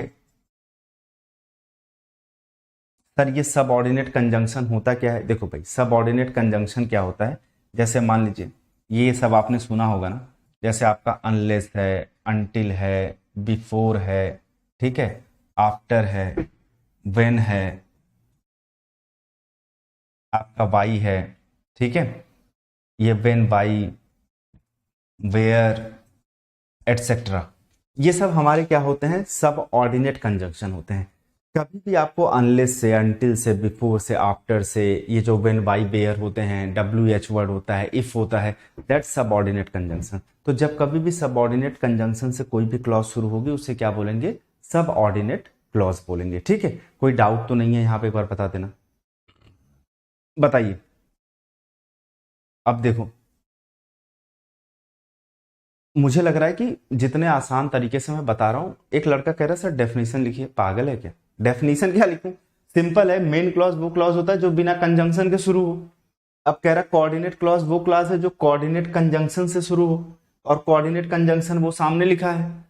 सबऑर्डिनेट क्लॉज वो होता है जो सबऑर्डिनेट कंजंक्शन से शुरू हो, सबऑर्डिनेट कंजंक्शन ये लिखा हुआ है। अब कह रहा डेफिनेशन लिखो, पागल। अब जैसे देखो, एग्जाम्पल के तौर पे जैसे मैंने ये कहा, ही went to the park after, या यहां मैंने लिख दिया Ram went to the park after he had completed his homework। ठीक है, ये मैंने लिख दिया। अब जरा इस सेंटेंस को ध्यान से समझना, इसमें हमें ज्यादा कुछ नहीं करना है, बहुत दिमाग नहीं लगाना है, बस ये देखो, Ram went to the park, ठीक है। अब ये हमारा सब्जेक्ट है और वर्ब का कॉम्बिनेशन, सब्जेक्ट और वर्ब का कॉम्बिनेशन हर बच्चे को पता है क्लॉज होता है। अब अगर मैं आपसे पूछूं ये कौन सा क्लॉज है, आपने कहा सर ये बिना कंजंक्शन के शुरू है। अगर विदाउट कंजंक्शन ये शुरू है तो आपने कह दिया भाई देखो ये मेन क्लॉज है, दैट्स मेन क्लॉज। ये जो आफ्टर लिखा हुआ है ये कौन सा कंजंक्शन है, आपने कहा सर ये सबऑर्डिनेट कंजंक्शन है। सबऑर्डिनेट कंजंक्शन से जो क्लॉज लगती है उसे कौन से क्लॉज कहते हैं, आपने कहा सर इसे हम सबऑर्डिनेट क्लॉज कहते हैं। क्या कहते हैं, सबऑर्डिनेट क्लॉज। तो ध्यान रखिएगा, सबऑर्डिनेट कंजंक्शन से लगने वाली क्लॉज क्या होती है, सबऑर्डिनेट क्लॉज होती है। तो ये मेन क्लॉज है, ये हमारी सबऑर्डिनेट क्लॉज है। मेन क्लॉज और सबऑर्डिनेट क्लॉज अगर आपस में मिलती हैं तो ये कौन सा सेंटेंस बनाती हैं, आपने कहा सर ये बनाती हैं आपका कॉम्प्लेक्स सेंटेंस। तो ये जो आपके सामने सेंटेंस लिखा हुआ है ये कैसा सेंटेंस लिखा हुआ है, आपने कहा सर ये कॉम्प्लेक्स सेंटेंस लिखा हुआ है। तो आपने क्या देखा मेरे भाई कि जो बिना कंजंक्शन के शुरू होता है मेन क्लॉज, इसे हम सिंपल सेंटेंस कहते हैं। जब मेन क्लॉज कोऑर्डिनेट क्लॉज के साथ मिलता है तो कंपाउंड सेंटेंस बनाता है, देखिए यहां लिखा हुआ है। और जब हमने कहा आपका मेन क्लॉज सब ऑर्डिनेट क्लॉज के साथ मिलता है तो कॉम्प्लेक्स सेंटेंस बनाता है। अब बताओ बात सबको क्लियर हुई, अभी भी क्या कोई डाउट है किसी स्टूडेंट को इसको लेकर के। अब यहाँ पे भाई अगर बात समझ में आ गई हो तो यहाँ देखो, मैंने आपसे कहा था अकॉर्डिंग टू स्ट्रक्चर सेंटेंस आपके 3 टाइप के होते हैं, और वो 3 टाइप क्या क्या होते हैं, सिंपल सेंटेंस। सिंपल सेंटेंस क्या होता है, बेसिकली जो आपका मेन क्लॉज होता है, कोई भी एक सिंपल सेंटेंस जो मेन क्लॉज होता है जिसमें एक सब्जेक्ट हो और एक वर्ब हो, वो होता है हमारा simple sentence, that's it. Compound sentence क्या होता है, जब हम क्या करते हैं, कोई मेन क्लॉज हमने लिखा, उस मेन क्लॉज के साथ हमने कोऑर्डिनेट क्लॉज लिख दिया। तो मेन क्लॉज के साथ ये जो हमारी कोऑर्डिनेट क्लॉज होती हैं इन्हें हम क्या बोलते हैं, आपने कहा सर इन्हें बोलते हैं कंपाउंड सेंटेंस। कॉम्प्लेक्स सेंटेंस क्या होता है, आपने कहा सर ये जो हमारी मेन क्लॉज होती है, मेन क्लॉज प्लस ये जो हमारी सब ऑर्डिनेट क्लॉज होती है, ठीक है। मेन क्लॉज के साथ हम जब सब ऑर्डिनेट क्लॉज लिखते हैं इसे हम क्या बोलते हैं, कॉम्प्लेक्स सेंटेंस। मुझे लग रहा है कि सारे बच्चों को ये बात समझ में आ गई होगी, ठीक है। मेन क्लॉज के साथ जब हम सबऑर्डिनेट क्लॉज, एक आखिरी सबसे इंपॉर्टेंट बात सुन लीजिए और ये खत्म हो जाएगा। अब अगर ये बातें आप लोग यहाँ सीख गए, एक बार कमेंट करके बता दीजिए। बस एक चीज आपको ये समझानी है ना, ये जो हमारी सबऑर्डिनेट क्लॉज होती है, सबऑर्डिनेट क्लॉज, ध्यान से देखिएगा इसको, बस इतना सीख लीजिए आप बहुत कुछ सीख जाओगे। सबऑर्डिनेट क्लॉज क्या होता है ये सबको पता चल गया कि सर सबऑर्डिनेट क्लॉज वो क्लॉज होते हैं जो सबऑर्डिनेट कंजंक्शन से शुरू होते हैं। एक्चुअली ये जो सबऑर्डिनेट क्लॉज होती है ना, ये 3 तरीके से काम करती है। नाउन के तरीके से भी काम करेगी, एडवर्ब के तरीके से भी काम करेगी और एडजेक्टिव के तरीके से भी काम करेगी, ठीक है। जरा एग्जाम्पल से समझाने दो। मैंने कहा they will explain what you want, ठीक है। मैंने कहा they will explain what you want. मैंने कहा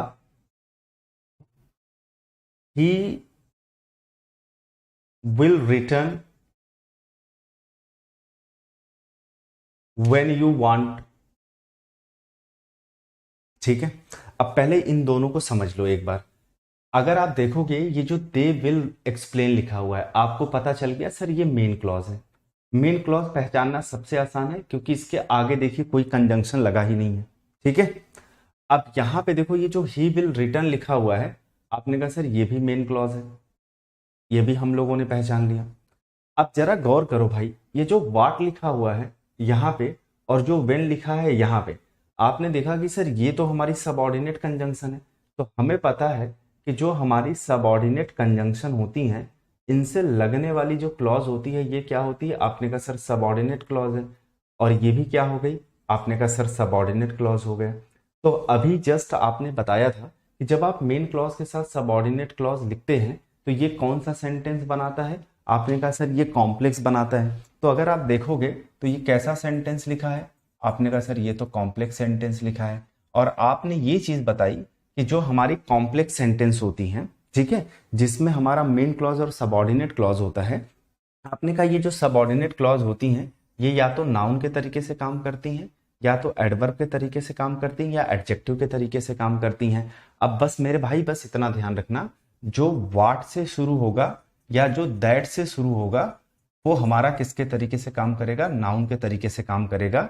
और जो वेन का रिप्लाई होगा, या जो वेयर का रिप्लाई होगा, या जो वाई का रिप्लाई होगा, या जो हाउ का रिप्लाई होगा, ठीक है, वो हमारा एडवर्ब क्लॉज होगा। और अभी एडजेक्टिव भी बता दूंगा आपको, ठीक है। अब जैसे आपने ये देखा, कोई आपसे पूछे सेंटेंस कौन सा है, आपने बता दिया कॉम्प्लेक्स सेंटेंस है। पूछेगा कारण, आप बता देना मेन क्लॉज के साथ सबऑर्डिनेट क्लॉज है। फिर अगर वो पूछेगा ये भाई सबऑर्डिनेट क्लॉज किसके तरीके से काम कर रहा है, तो आपने कहा दे विल एक्सप्लेन, वो लोग एक्सप्लेन करेंगे जो तुम चाहते हो। तो आपने कहा देखो जो वाट से शुरू होता है ना, ये नाउन के तरीके से काम करता है। चाहे तुम इसे सबऑर्डिनेट क्लॉज बोलो, चाहे तुम इसे नाउन क्लॉज बोलो, यानी ये जो तुम्हारी सबऑर्डिनेट क्लॉज लगी है किसके तरीके से काम कर रही है, तुमने कहा सर नाउन के तरीके से काम कर रही है। अब जैसे आपने बोला ही विल रिटर्न, वह लौट आएगा। वेन यू वांट, जब तुम चाहोगे। तो मेरे भाई अगर यहाँ पे गौर करो तो ये जो वेन यू वांट आपने लिख रखा है यहाँ पे, ये देखो वेन, मैंने कहा आपसे ना कभी भी वेन दिखे, वेयर दिखे, वाई दिखे, हाउ दिखे, ये क्या होते हैं, एडवर्ब बताते हैं। तो ये देखिए कैसी क्लॉज है, ये सबऑर्डिनेट क्लॉज किसके तरीके से काम कर रही है, एडवर्ब के तरीके से। अभी तक आपने देखा होगा कोई एक सिंगल वर्ड जो होता है वो एडवर्ब के तरीके से काम करता है, लेकिन यहां पे मेरे भाई अगर गौर करो ना, ये पूरी क्लॉज व्हेन यू वांट ये एडवर्ब के तरीके से काम कर रही है। यहां पे देखो ये पूरी क्लॉज जो है वो नाउन के तरीके से काम कर रही है। तो ये हमारी नाउन क्लॉज है, ये हमारी एडवर्ब क्लॉज है। पहले बताओ बात समझ में आई, समझ रहे हो, बात क्लियर हो रही है भाई, ठीक है। जो मैं समझाने की कोशिश कर रहा हूं ये थोड़ा सा देखो ट्रिकी है, क्योंकि आगे अगर सब कुछ समझना और पढ़ना है, ये छोटी छोटी बातें आनी चाहिए। छोटी तो नहीं है लेकिन फिर भी समझ में तो आ रहा होगा कि भाई हमें पता है कि ये पूरी क्लॉज ही एडवर्ब के तरीके से काम कर रही है। जैसे मान लीजिए आप ये सुना ही होगा आपने, राम स्पीक्स क्लियरली, ठीक है। अब हमने ये लिखा तो हमें पता है राम सब्जेक्ट है, स्पीक्स वर्ब है, भाई क्लियरली क्या है, आपने कहा ये तो हमारी एडवर्ब है सर, ये एडवर्ब है। एक सिंगल वर्ड एडवर्ब हो सकता है, तो भाई ये पूरी क्लॉज भी एडवर्ब हो सकती है, ठीक है। अच्छा, अब बस आप ना कुछ एग्जाम्पल्स यहाँ पे हैं, बस ये देख लीजिए, आपको समझ में आ जाएगा, पूरी बात क्लियर हो जाएगी। जैसे लिखा हमने यहाँ पे आई सा अ मैन, देखिए ये यहाँ पे आई सा a man, they will explain, I know the man, और आई सेल गिव यू मनी। अगर आप यहाँ गौर से देखें ये सारे के सारे आपके क्या हैं, आपने कहा सर ये सब मेन क्लॉज हैं, ये भी मेन क्लॉज, ये भी मेन क्लॉज, ये भी मेन क्लॉज, और ये भी मेन क्लॉज, ठीक है, ये सब हमारे मेन क्लॉज है। अब आपने देखा ये जो हु लिखा हुआ है यहाँ पे, ये हमारा सबऑर्डिनेट कंजंक्शन है, ये भी सर हमारा सबऑर्डिनेट कंजंक्शन है, और ये भी हमारा सबऑर्डिनेट कंजंक्शन है, और ये भी हमारा सबऑर्डिनेट कंजंक्शन है। तो हमने कहा भाई जो सबऑर्डिनेट कंजंक्शन से क्लॉज लगती है उसे हम कौन सा क्लॉज कहते हैं, आपने कहा सर उसे हम सबऑर्डिनेट क्लॉज कहते हैं। ये हमारा सबऑर्डिनेट क्लॉज, ये भी हमारा सबऑर्डिनेट क्लॉज, ये भी सबऑर्डिनेट क्लॉज, ये भी सबऑर्डिनेट क्लॉज। हमने देखा सर यहाँ main clause plus subordinate clause, तो हमें पता है मेन क्लॉज के साथ जब हम सबऑर्डिनेट क्लॉज लगाते हैं तो कौन सा सेंटेंस बन जाता है, आपने कहा कॉम्प्लेक्स सेंटेंस बन जाता है। ये पूरा का पूरा कैसा सेंटेंस है, आपने कहा सर ये पूरा का पूरा आपका कॉम्प्लेक्स सेंटेंस है। चलो भाई ये बात भी हमें हो गई क्लियर। अब बस हमें इतना जान लेना है कि ये काम किसके तरीके से कर रहा है, कि कहाँ पे ये नाउन है, कहाँ पे ये एडजेक्टिव है।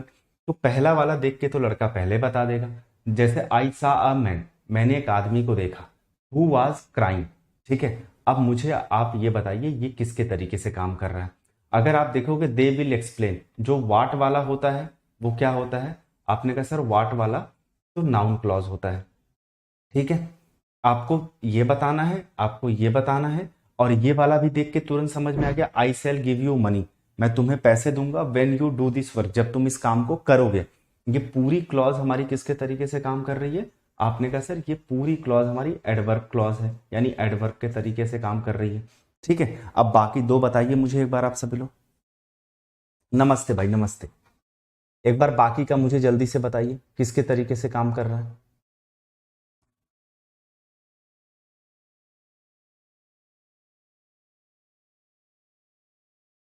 फटाफट कमेंट करिएगा एक बार सभी लोग, बस इतना बता दीजिए उसके बाद हम लोग चलते हैं। तो समझ लीजिए आपका यहां तक खत्म हो चुका है।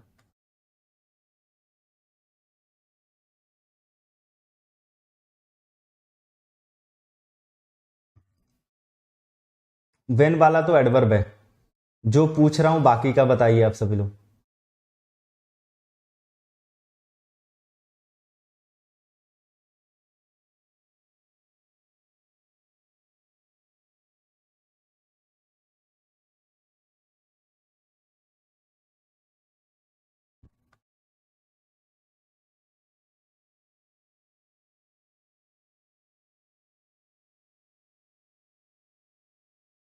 भाई एक बार शेयर और लाइक कर दो यार सेशन को, ये मत करो, थोड़ा सा मोटिवेशन हाई रखो मित्रों, ठीक है।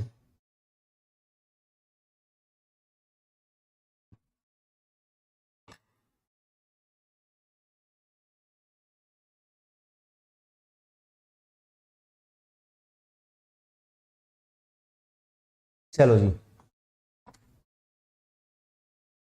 नहीं मैं बताता हूं, हाँ एडजेक्टिव है, एडजेक्टिव है, ठीक है। ठीक है देखो, यहां पे क्या लिखा हुआ है, आई सा man who was crying, they will explain what you want, I know the man. अब ये बच्चों ने तुरंत देख करके बता दिया कि सर ये एडवर्ब क्लॉज है, ये नाउन क्लॉज है, क्योंकि देखो जहां पे लड़के ने वाट देखा नाउन क्लॉज, वेन देख लिया एडवर्ब क्लॉज। अब देखो मैंने एक आदमी को देखा हु वाज क्राइंग, अच्छा भाई एक बात बताओ कौन रो रहा था, आपने कहा सर ये आदमी। अब जरा एक बात बताइए, आप सभी लोगों को पता है ना कि नाउन प्रोनाउन की विशेषता बताने वाला क्या होता है, एडजेक्टिव होता है। आई सा मैंने एक आदमी को देखा जो रो रहा था, हु वाज क्राइंग।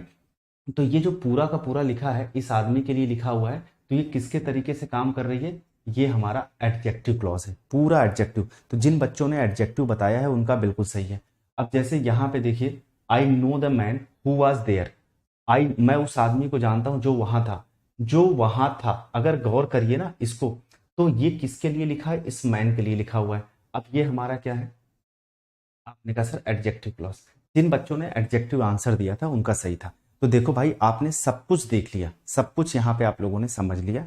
आज मैंने ऑलमोस्ट सारी की सारी चीजें आपकी कवर कर दी, बेसिक में जितना आपके लिए इंपॉर्टेंट था उतनी चीजें आप लोगों ने समझ ली, ठीक है। तो आपका बेसिक कंप्लीट हो गया। कल से हम जो शुरू करेंगे, जो टॉपिक अपना, वो नाउन शुरू करेंगे, ठीक है। तो नाउन टॉपिक के लिए सब लोग कल से रेडी रहिएगा, नाउन पढ़ेंगे और नाउन एक ही बार में समझ लेंगे, ठीक है।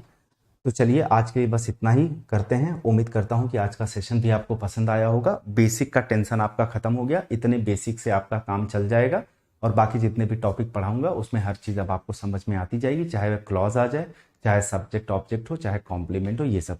प्लीज़ आप लोगों से रिक्वेस्ट है, कमेंट करके जरूर बताइएगा आज का सेशन कैसा आप सभी लोगों को लगा, समझ में आया। और प्लीज़ आपसे ये भी रिक्वेस्ट करूंगा कि नोट्स बनाते रहिएगा। हम एक दिन, एक हफ्ते में 4 से 5 क्लासेस करने वाले हैं, तो 2 दिन 3 दिन का टाइम भी दूंगा आपको रिवीजन करने के लिए, और अपने नोट्स बनाते रहिएगा सभी लोग। चलिए ठीक है। चलो भाई, बहुत बहुत धन्यवाद, थैंक यू सो मच।